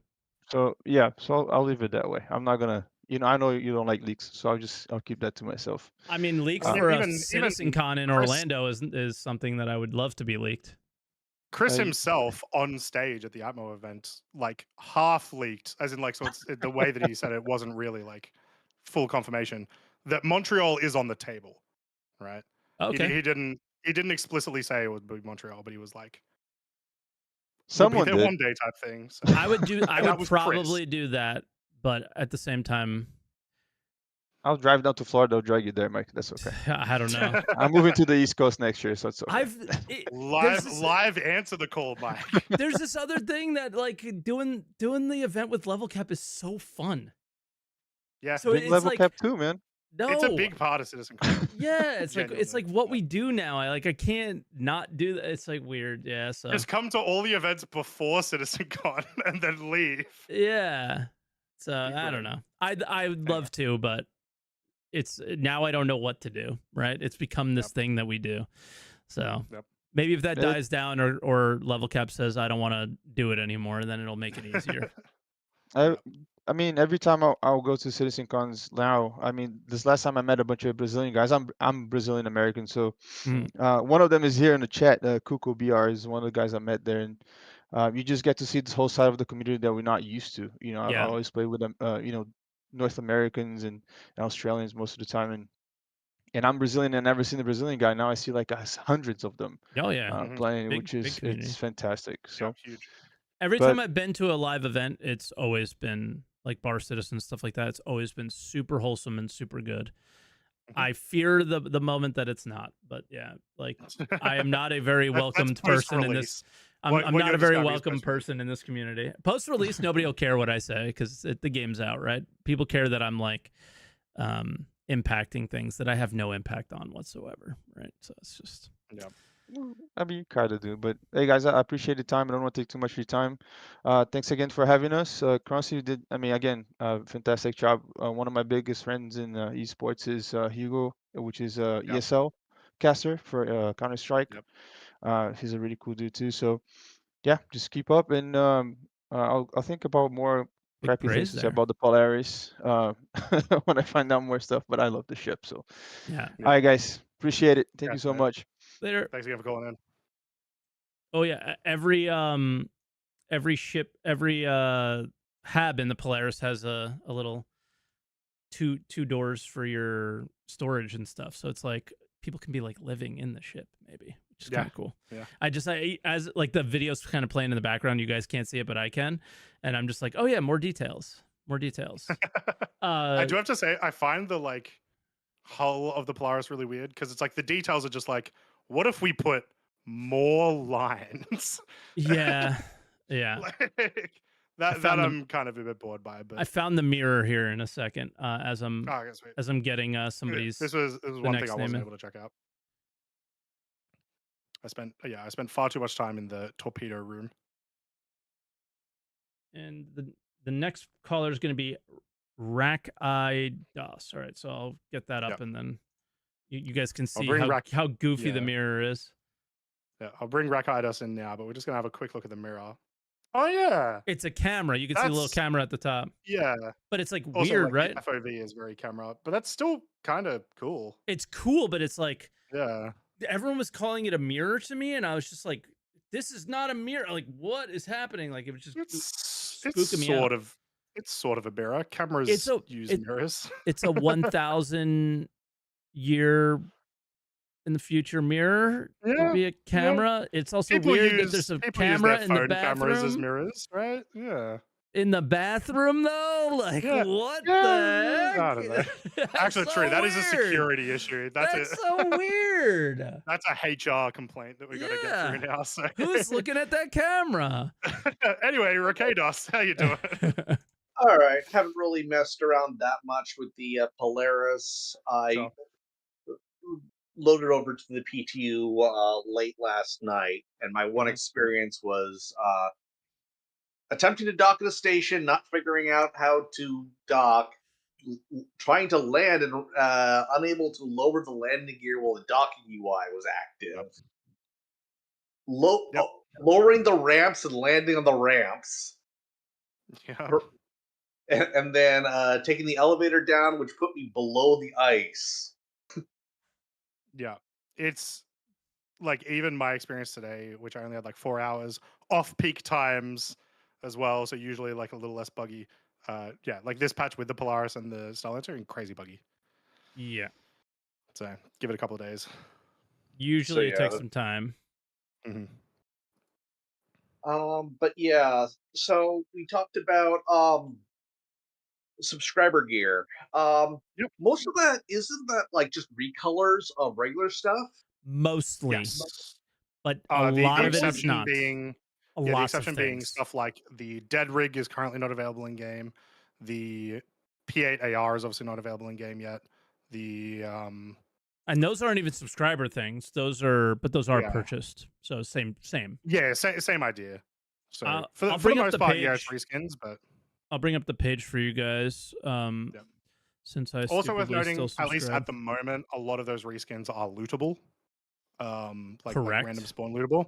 Yep. But we are talking about in a situation where crafting exists, where I imagine lootables will completely change. So we'll have to see. So I'm wondering whether because they also talked about crafting upgrades to your stuff, whether you could have, instead of having a tier upgrade, you could have a blueprint to turn your AR into an executive AR.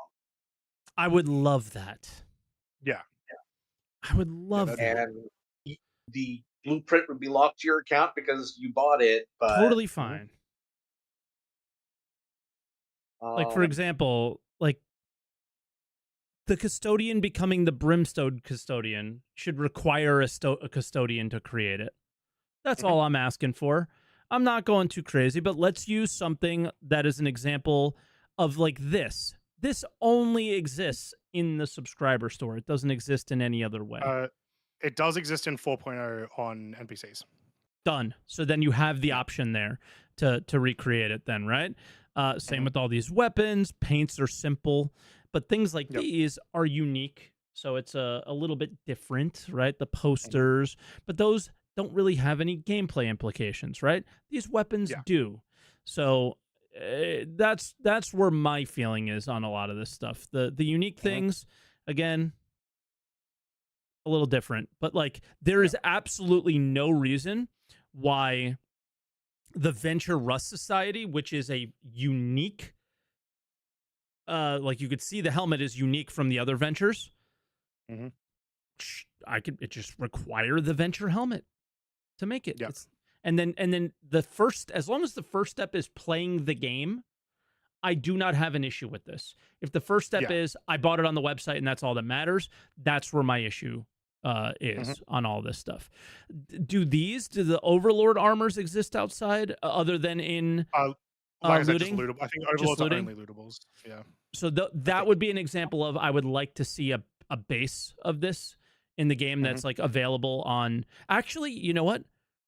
A lot of NPCs use this. So lootables more, I think maybe, I can't remember. I feel like I don't see the Overlord out very often. True. But you might be right. There's a lot of gear in the game. Here's a hyper unique those one. I haven't seen anywhere else. Exactly. So how do you do this would be the argument. And I think that's why we don't have a lot of this stuff at the moment is because they want to figure that problem out and that they recognize that it was a problem. So that's good. Yes. I've taken enough of your time. Sorry. Just I really wanted to hammer home the difference and what I'm saying versus what people might be perceiving. Like, fuck, well, where are other these? point I wanted to raise is actually calling out SaltEMike a bit. Let's do it. So the stations from the 1.0 don't really do anything that we have not seen before. In that they are basically gold standard rest and relax stations. Yeah, I know. Sure. So what's your point? My argument was nothing about that. Yeah, if the bit that you're calling out is like in regards to it's not feasible anywhere in the short term for them to be made. The big thing is not that refining is part of it or hangers are part of it. The big thing is you are allowing players to place massive locations, including connected massive locations in space. And there's a lot of not just bugs that are going to come as part of that and like big feature reworks, but also just like players can't be trusted and you need to have things in place to, stop those sort of things being abused. And they basically so they basically implied that it's endless. Sorry, I might have to my wife's here to take the dog out, so you might hear the puppy in the background. But the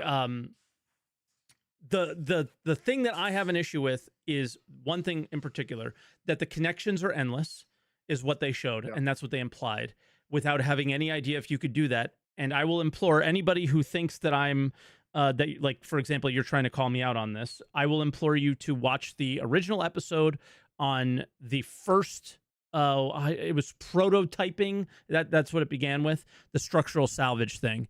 And I would like you to listen to how they tested how it would perform under low server FPS conditions. What did they do, Croncy? Do you remember? I remember. I don't know. I don't remember. They spawned in a bunch of stations and locations on the server. That's right. Yeah. So if we are going to create a bunch of stations and connect them endlessly on a server, there's limitations to this, and those limitations are very obvious.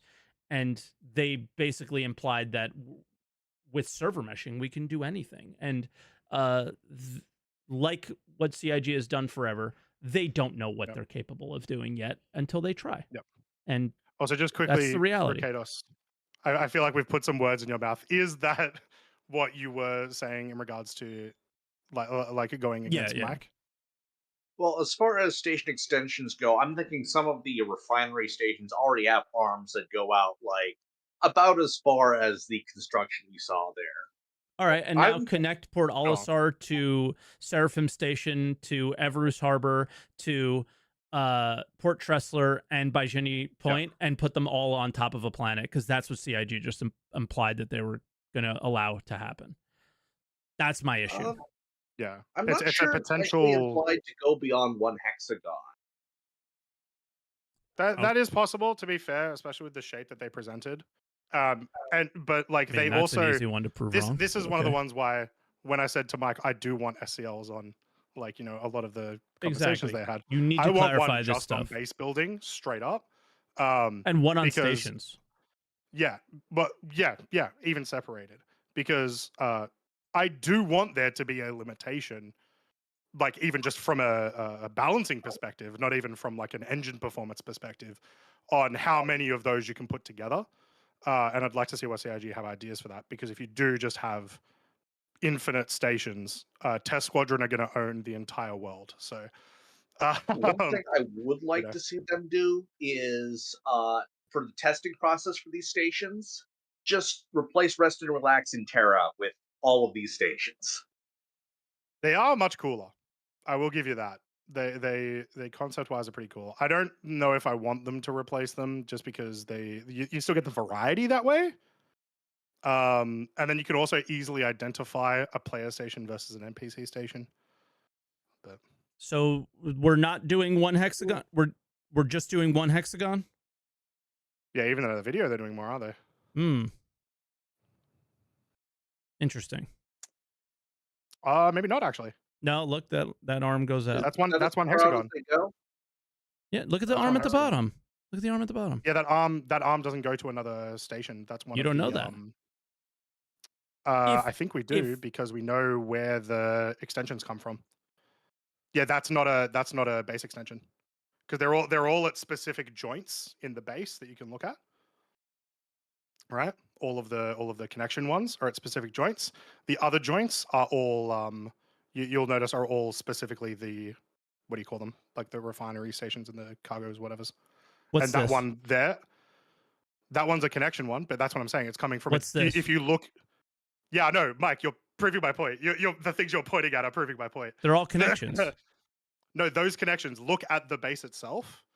It's the shape of the base. Certain connections are specifically designed just for refineries and cargoes, or whatever the things are. This is The other ones are this. specifically for figures. It's coming from the bottom.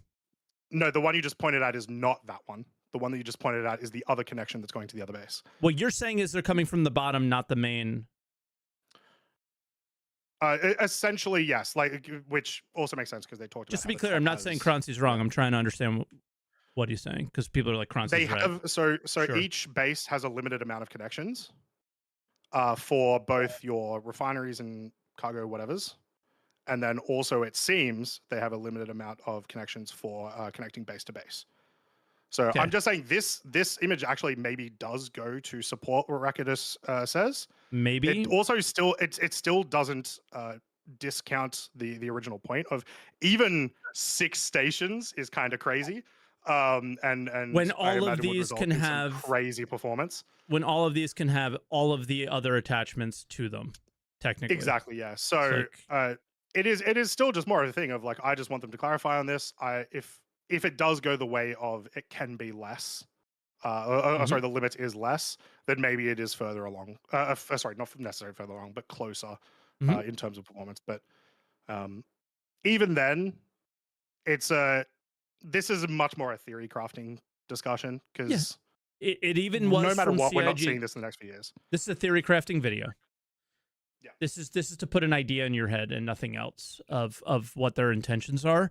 And if they just come out and say, we will limit these based on performance, then that's all I need to hear. Yeah. That's it. But if you watch the video, I'm pretty sure they say like endless connections or something like that as well. So just keep that in mind. I can't play the sound because you won't be able to hear it, Croncy, but there is some implication to what they say that it's like endless as well. I mean, I wonder if I just, put up. Even then, imagine a planet that's got 30 of these around it, you know? Yeah, like what's the limit? I just wonder if I left up the closed captioning, what we would hear. Maybe something like that, but it doesn't really matter. that much. I don't think. I wouldn't worry too much for Kados, regardless. Like they're going to get space stations in one form or another, and it's still going to be. It sounds like enjoyable content. It sounds like really cool end game content. We're just we're just arguing the like specificities of how complex these things can become. He just said multiple stations linking. That's it. So okay, sure. They used good wording to give themselves outs. No. I just think it sets the wrong example because again they don't know what the limits they have are yet. Also, sorry, Ricardos, we took up a bunch of your time. We're gonna give you more time. We're gonna give you more time. Points. I'm a bit of a CCU whale, so I've got like 10 copies of the Shubin mining outfit. Yep. Not Is that sure, just a brag or? Check this out, Mike. Yeah. Well, more like what would that? Would I get 10 copies of the blueprint? Would it be upgraded?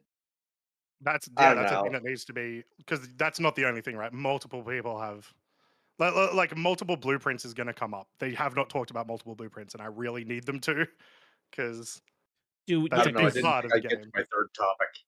I think it's ridiculous if you get 10 blueprints for something like that. Personally, just from the gameplay perspective thing, because I know what Croncy's wanting to know is you upgrade your blueprints, right? And I might want to upgrade. I can't remember the suit example that you gave, but just choose a random suit, just whatever two suit. Blueprints different ways. Exactly. Like, do I want to go more damage mitigation on this one, or more?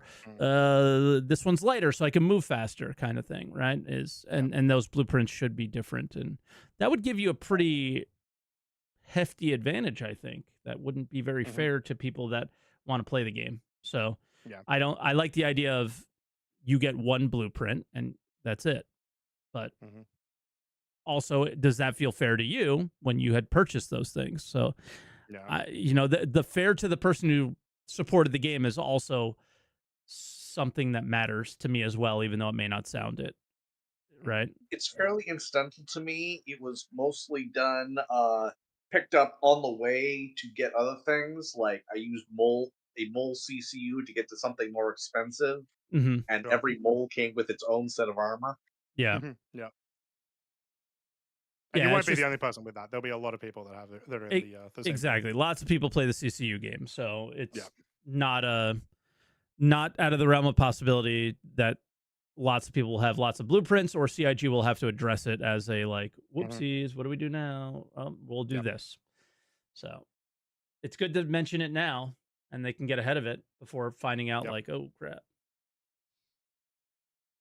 All right. Well, that's all I have. Thank you for having me on. All right. Awesome. Cheers for coming on. You're probably maybe right about the station. We'll see. I think it's definitely a we'll see, but I still have my concerns. I definitely think there's more support in the fact that it's only 6, but also they didn't talk about it at all. They just said, I'm glad. So it's like, what's it going to be? I'm just glad it was brought up and we got to like dissect it as much as we did, and now it's much more clear to me instead of the idea that was in my own head that they created. Yeah. Right. So, I mean, to be fair, I had the same idea. Yeah. So, yeah. And now bringing it up. Thank you for hearing it out. Of course, appreciate it. Yeah. Awesome. All right, Ray. Yeah. Check you later. All right, and our next caller is Thaser. Yeah, it was a good call. We got a little arguing and stuff, and I was wrong. People like that. Any call that calls Mike out on his shit is my I mean, hey, if I'm wrong, I'm wrong. I'm never gonna. He's just never wrong. It's so not often. All right, Thaser. Greetings. Greetings. I am half dead due to a flu, but other than that, I'm doing good. Okay. I would like to say that I called it. They presented org stuff at SitCon. I am very happy about that. Yes. We all and I'd like to discuss the Polaris, which is gonna open up into a greater discussion, because ever since the Polaris has hit the PTU, I have seen, I think, 3 or 4 threads of people complaining that they can't solo the Polaris. And yes, I know I know you guys can't say this because you're respectable people, but I'm not a respectable person. So, I'm not respectable. I would like to ask this community: are you schizophrenic? Oh, Honestly, I wouldn't say are that. you Yeah. schizophrenic? No. Because I'm sorry, you wanna one man a ship that's the size of 3 barns, not 1 barn, but 3 barns, and you buy it, you see it that is the size that it is, and then you complain that you can't one man it? I'm confused. Look, And this is what I'm going to say about any of those sorts of threads. It is really awesome and nice for people to post threads about any sort of criticism they have about the game so the devs can see it. I want you to fully be aware those kind of threads they will ignore because it is stupid. I was not expecting half it of to those go are bait there. threads. Like half of those are bait threads, firstly, but like, it's just a general misunderstanding of what the game is like, even when even with a vague like description of certain things. It's just a full misunderstanding of what the game's going to be like. And to be fair, most of the time that's CIG's fault for like, you know, certain the marketing communications that they're department. giving. Exactly, right? So, but yeah, no, that honestly makes me happy. If people are genuinely mad that they can't solo the Polaris, awesome. I Right. hope you continue to play the game and you get past it, but like people need to have been taught this lesson at some point. Yeah, let me tell you why this worries me, because I come from a little game called Planetside 2, if you know that game or you played it. When they introduced base building, ironically, they also introduced turrets that you could use to defend your base with. Sorry, just quickly, Planetside 2 has base building now? It has been having for a few years, but I haven't played for 10 years. I gotta play it again now. This sounds sick. Regardless, the point is, after the honeymoon period with the base building, people started building bases less and less because the design of the game is effed up anyway. So the only people left doing base building mostly were solo players, and they complained that they can't defend their base by themselves. So they added the AI modules, which allowed the turrets to shoot by themselves, which were so good that it caused any group of players that built bases to not only not allow people to man the turrets, but lock them so that no one gets in, because guess what? The AA turrets were much better. Did they say that the turrets would be worse than a normal player? They were. The fire rate was worse than a normal player's fire rate, but they were still better because they were Did they say they would be worse? I don't remember what they said in the patch notes at the time. It was years ago. But I can tell you that the fire rate of the AA turrets that were manned by AI was worse than a player firing them. Okay. To flip it back on you, are you schizophrenic? Like you're I might have severe schizophrenia sometimes, yes. Okay, because I take very much offense to saying that, just so you know. And I understand. So but I'm going to say that we have CIG coming out and saying they will not be as good as players. Will they do that or not? We don't know. But they come down to the to the point where they're not saying they're going to be good. They're saying they're not going to be good. So what's your fear? What you're creating this fear inside you that doesn't need to exist. Because first off, that shit's a mile away. Second, they are already saying that they don't want them to be as good as players. And have you seen the players? Our players are fucking horrible at video games.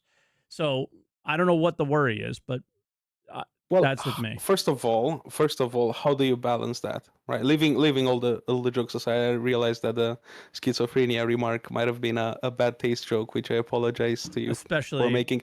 To me, yes. But how do you balance that? Because if a solo player, have you fought against AI in the game currently? Yes. What don't they hit when they shoot at you? Well, they don't really hit anything. Exactly, because they're not supposed to. They have perfect is not the word. They have purposefully dialed them in to shoot at your chest and arms first and miss often. So the AI Right. So suck in this game, Unless you're on right? my servers where it's always one tap to the head. That's never me. happened ever. Please. right, let me ask then, what's the point of having a AI, AI hired crew if they don't do anything? Did I say they don't do anything, or did I say that they are not as accurate as a player? No. Well, you compare them to current AI. Current AI He doesn't mean like bad server AI. I'm He's comparing saying them like to how the- AI is supposed to work. Yeah, that they're coded to hit you in the chest and the arms, which are the least Right. punishing ones. Let's then assume, I'm gonna pull some numbers out of my backside, but let's then assume that the AI is gonna be 50% worse than players as for gunning. Yeah. And the there'll solo be a player can, cost. yes, and there'll be a cost. But if a solo player can afford AI gunners, I can assure you that an org can afford AI gunners. Yeah, no, So it is. You we're said it gonna was going to be a menace to balance. It is going to be a menace Yeah. to balance. Yeah. But there is a target, which is, yeah, of course, you want to make it so that two players multi-crewing a two-player ship, like at the very smallest level, are better than two solo players with two AI crewing their ships. That is the target, right? Because you want to incentivize multi-crew gameplay. Yeah, but at that point, again, we're circling back onto the idea of why would I have players in my turrets if I can have those players in individual ships with AI crew? Because In the turrets. person that you are fighting, if they are fully crewed, will ruin you guys. That's what I'm saying. That's why the target Hopefully. is... Yeah. Yeah, hopefully. But once again, the target, not necessarily what they'll hit, is, let's take a javelin as an example.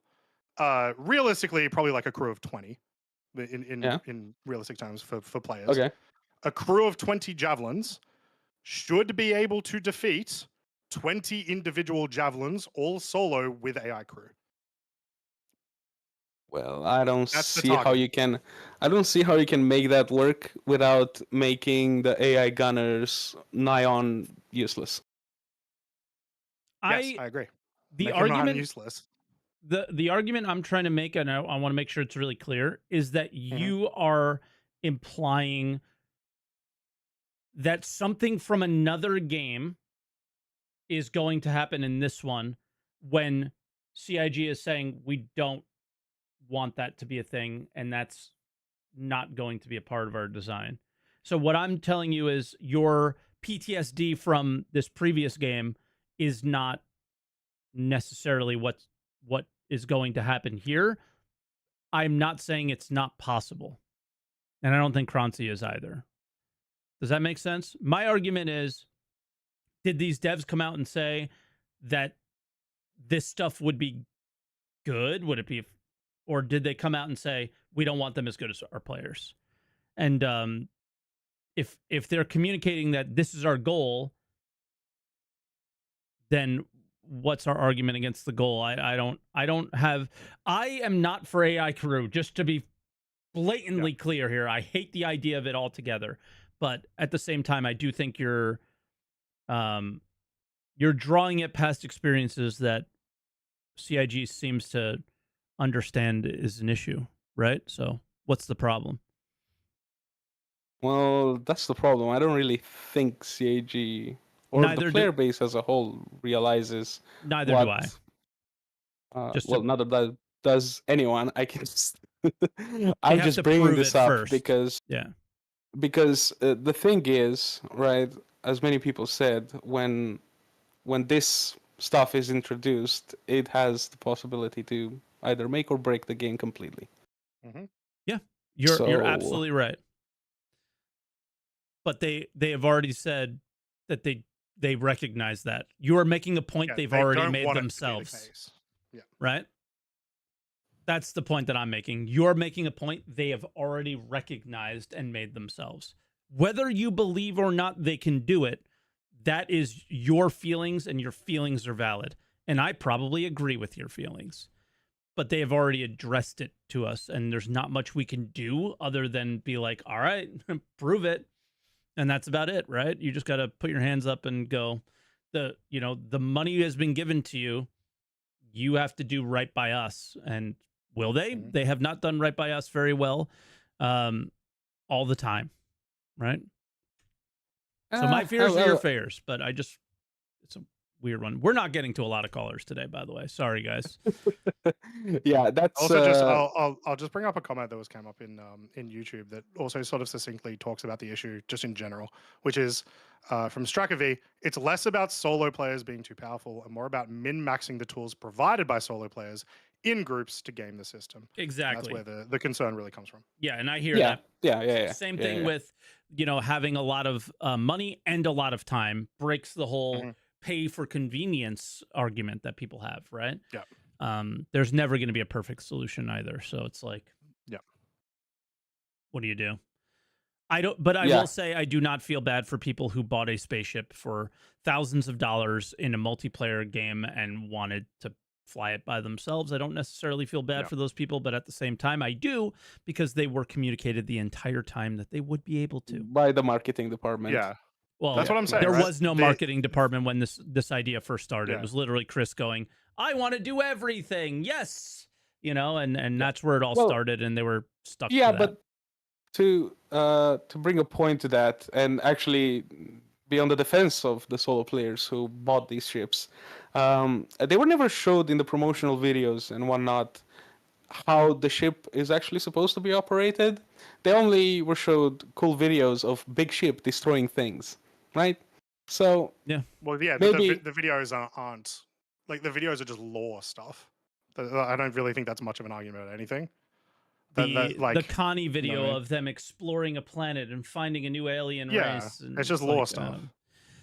90% of the ads are literal in-universe ads, as in like ads that would play in universe. So I don't think that's I just don't think that's a relevant point really at all. It kind of is. I don't know. It's meant for us to, and it creates this idea in your head that you will be able to do that thing one day, and you will not be able to. Yeah. But all I want to say is that if they actually added some sort of footage of how the ship operates on the inside as well, maybe people would think twice before buying a ship like that. Right? That's my point. They would have to know, and we don't even have engineering yet. So. Yeah. But one day the marketing department will. We do have lots of callers, and I don't. Yeah, we harped on this for a while. Okay. That was about it. Yeah. I share your fears, just to be clear. Just in a different way. I do appreciate that. I just hope CAG shares those fears as well. They did. I mean, they communicated it. Yep. We'll see if they deliver on share. That's the thing. It's the delivery, not what they say. All right, Thaser, be good, brother. All right, have a good one. Thank you. See ya. Not a bad call. I don't want to. Yeah, it was not a bad call. It was a very good call. I just wanted to make it clear that they seem to recognize that problem, right? It just took me a while to get there, but Space, welcome. Hey guys, how are you doing? Monkey. Hey. First time call? Sorry, say it again. First time caller? Don't worry. First time caller. Yeah, probably not. I have some remarks to the space stations, because when I saw them at the CitizenCon, I was also worried about the performance of the server.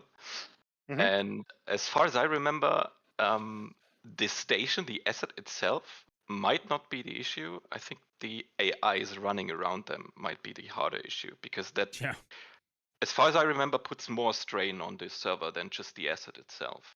So as long 100%. As you don't have so many AI running around on your space station, it shouldn't be that great of an issue. Probably, but that's my assumption. I don't know.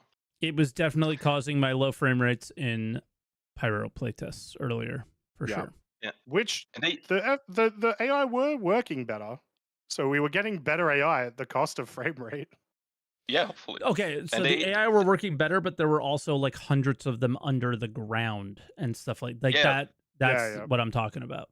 There were way more than there should have been, and that's why our frame rates were low. But the AI seem to be functioning separate of the server a lot more now. They're a lot more dialed in. They're all talking. Yeah, they are talking a lot. They even stated that they had some issues in the arena commander because there was AI in the stations that were in that. So that's probably the bigger issue, not the space station itself. Yep. And I think to clarify the point with the connections between the stations.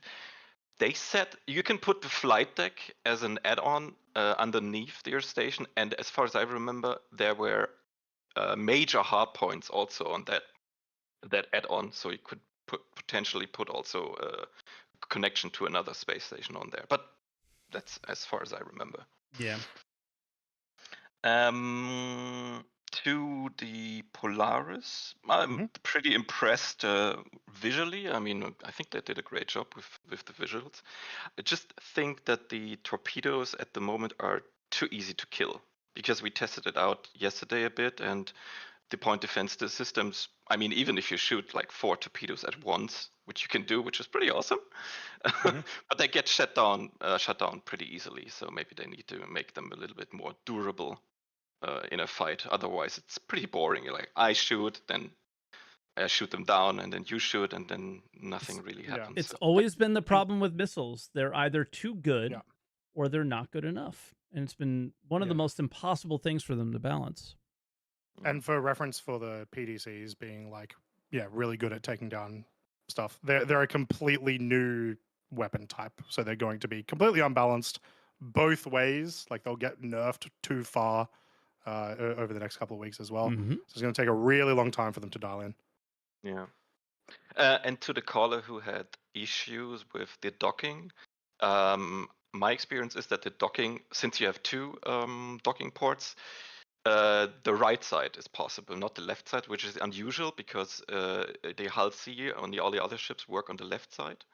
But you have to turn around the Polaris to dock. That's at least my experience. So maybe that helps him to get this docking stuff. Oh, okay. And I think the big topic for me this week was the SCL about the the suits and the stuff, because I have not seen it completely, but I read a comment about the detail which I'm a bit worried about, where they said, yeah, you can basically do everything in a suit, but with the other suit you can just do it better. And this is a little bit found a bit weird for me, because if you look at MMOs, you have basically areas where you can't go at the beginning because it's like end game or mid game stuff. You just get one shot. Yeah, exactly. And if you don't have scenarios where this is like, I mean, you can have scenarios where you can just go and maybe experience this for some seconds, but I'd rather would like to have a situation where I cannot go until I upgraded my suit to, I don't know, tier 3. Like example, what was it, Castra with this bullseye planet, which is very toxic.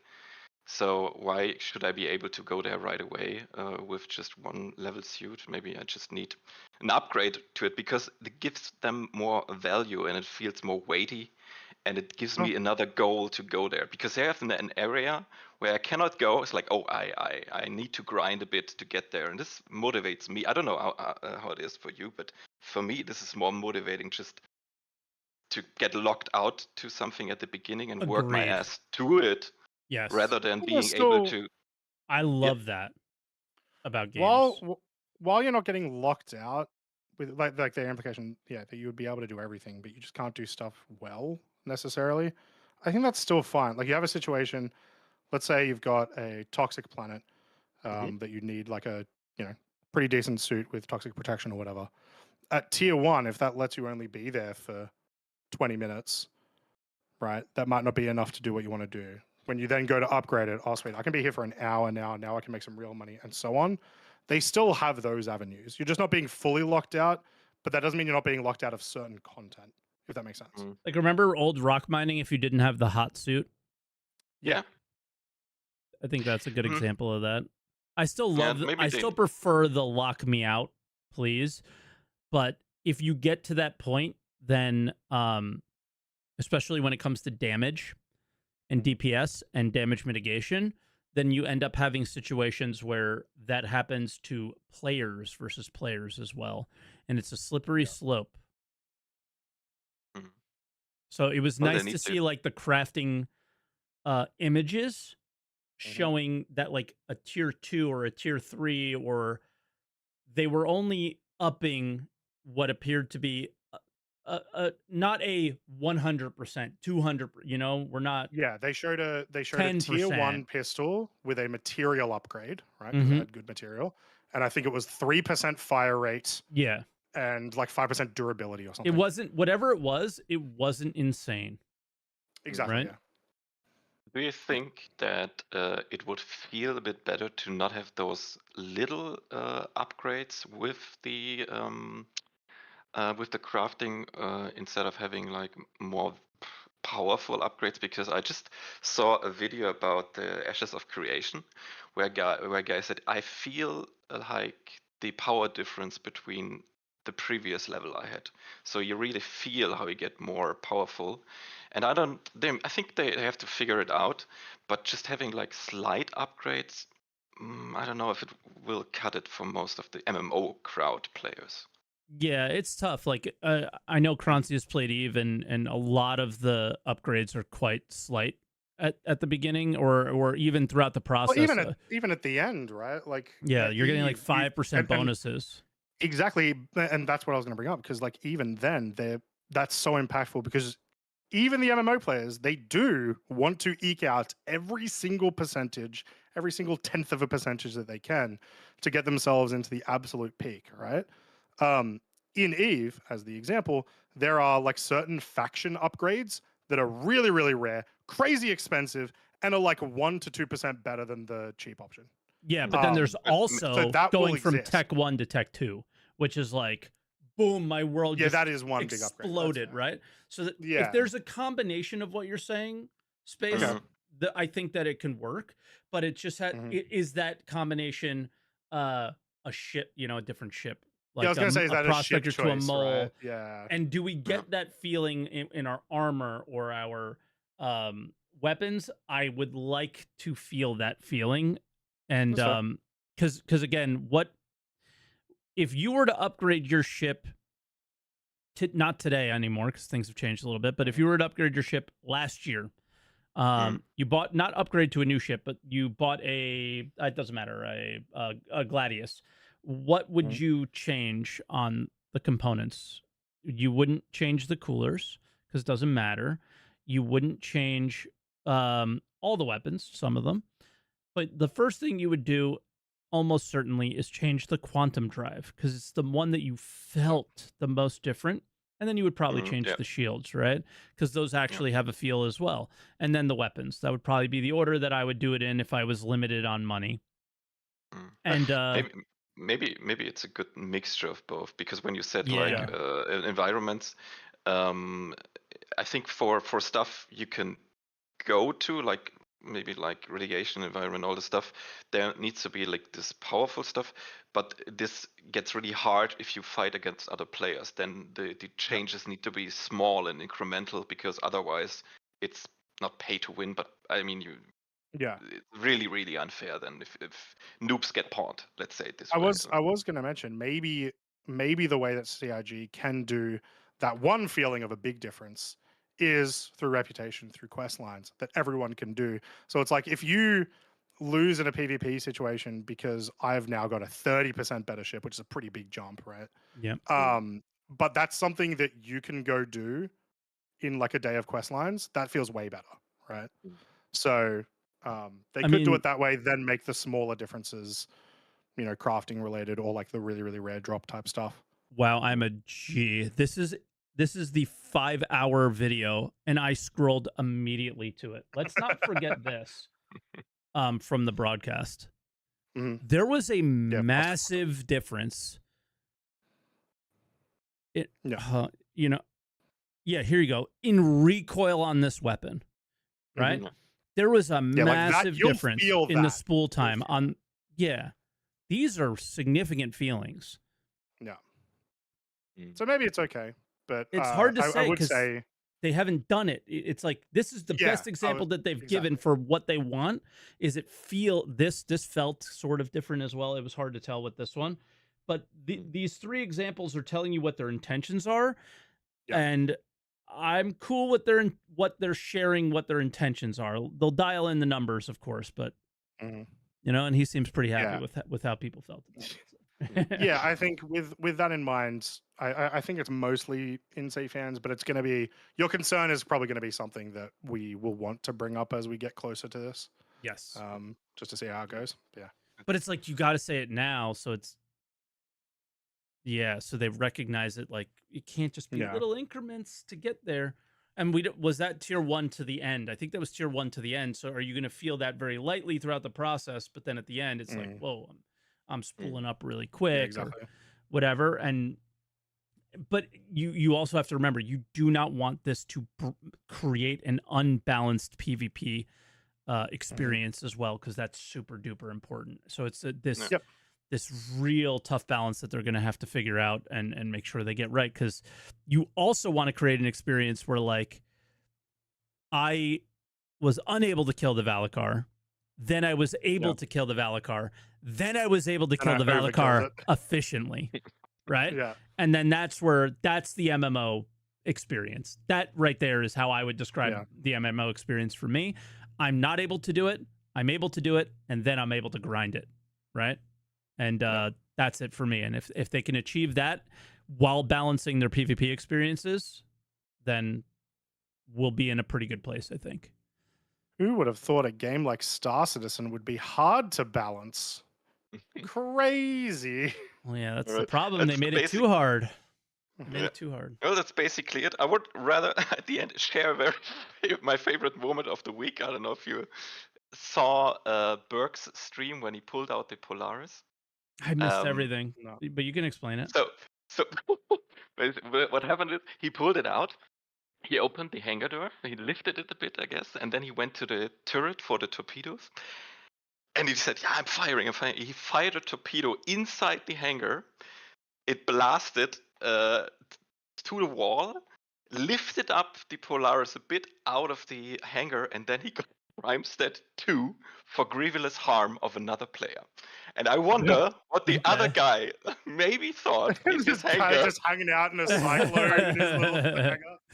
Get blasted out of nowhere by the spacesuit with not understanding what happened. I laughed my ass off. It was so good. That does sound funny.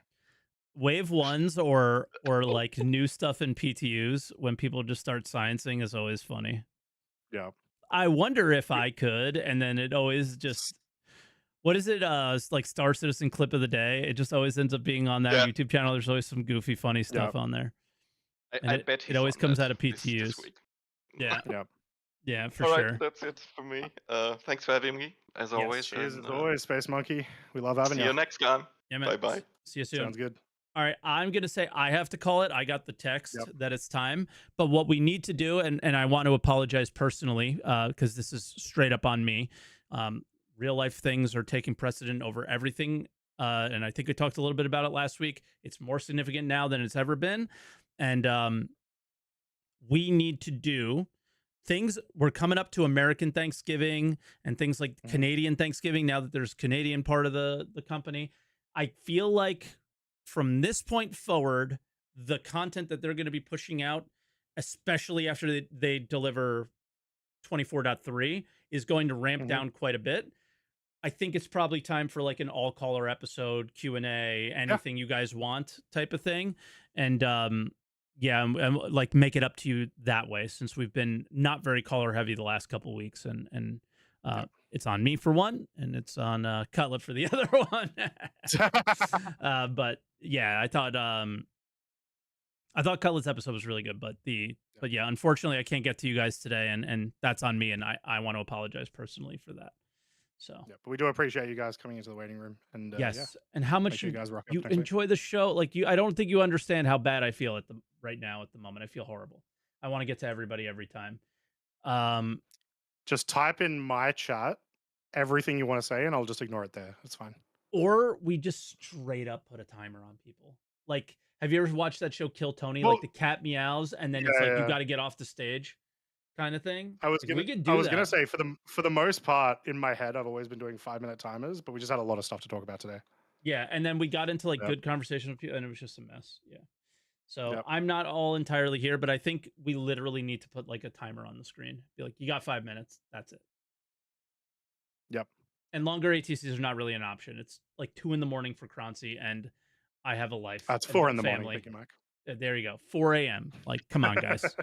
All right, be reasonable here, okay? If we keep people short, people will stick to the points and not go all crazy either. And when we've done that, it's worked really well. So. And if there's one thing Mike knows about, it's being short. Now, if you want to subscribe to the Answer Wait the till Call you actually see me. Please subscribe, like, guys. You Thank really you very are much short. for watching. Like the video if you liked it. And of course, we'll see you guys next week where we're going to answer the call. Bye, everybody.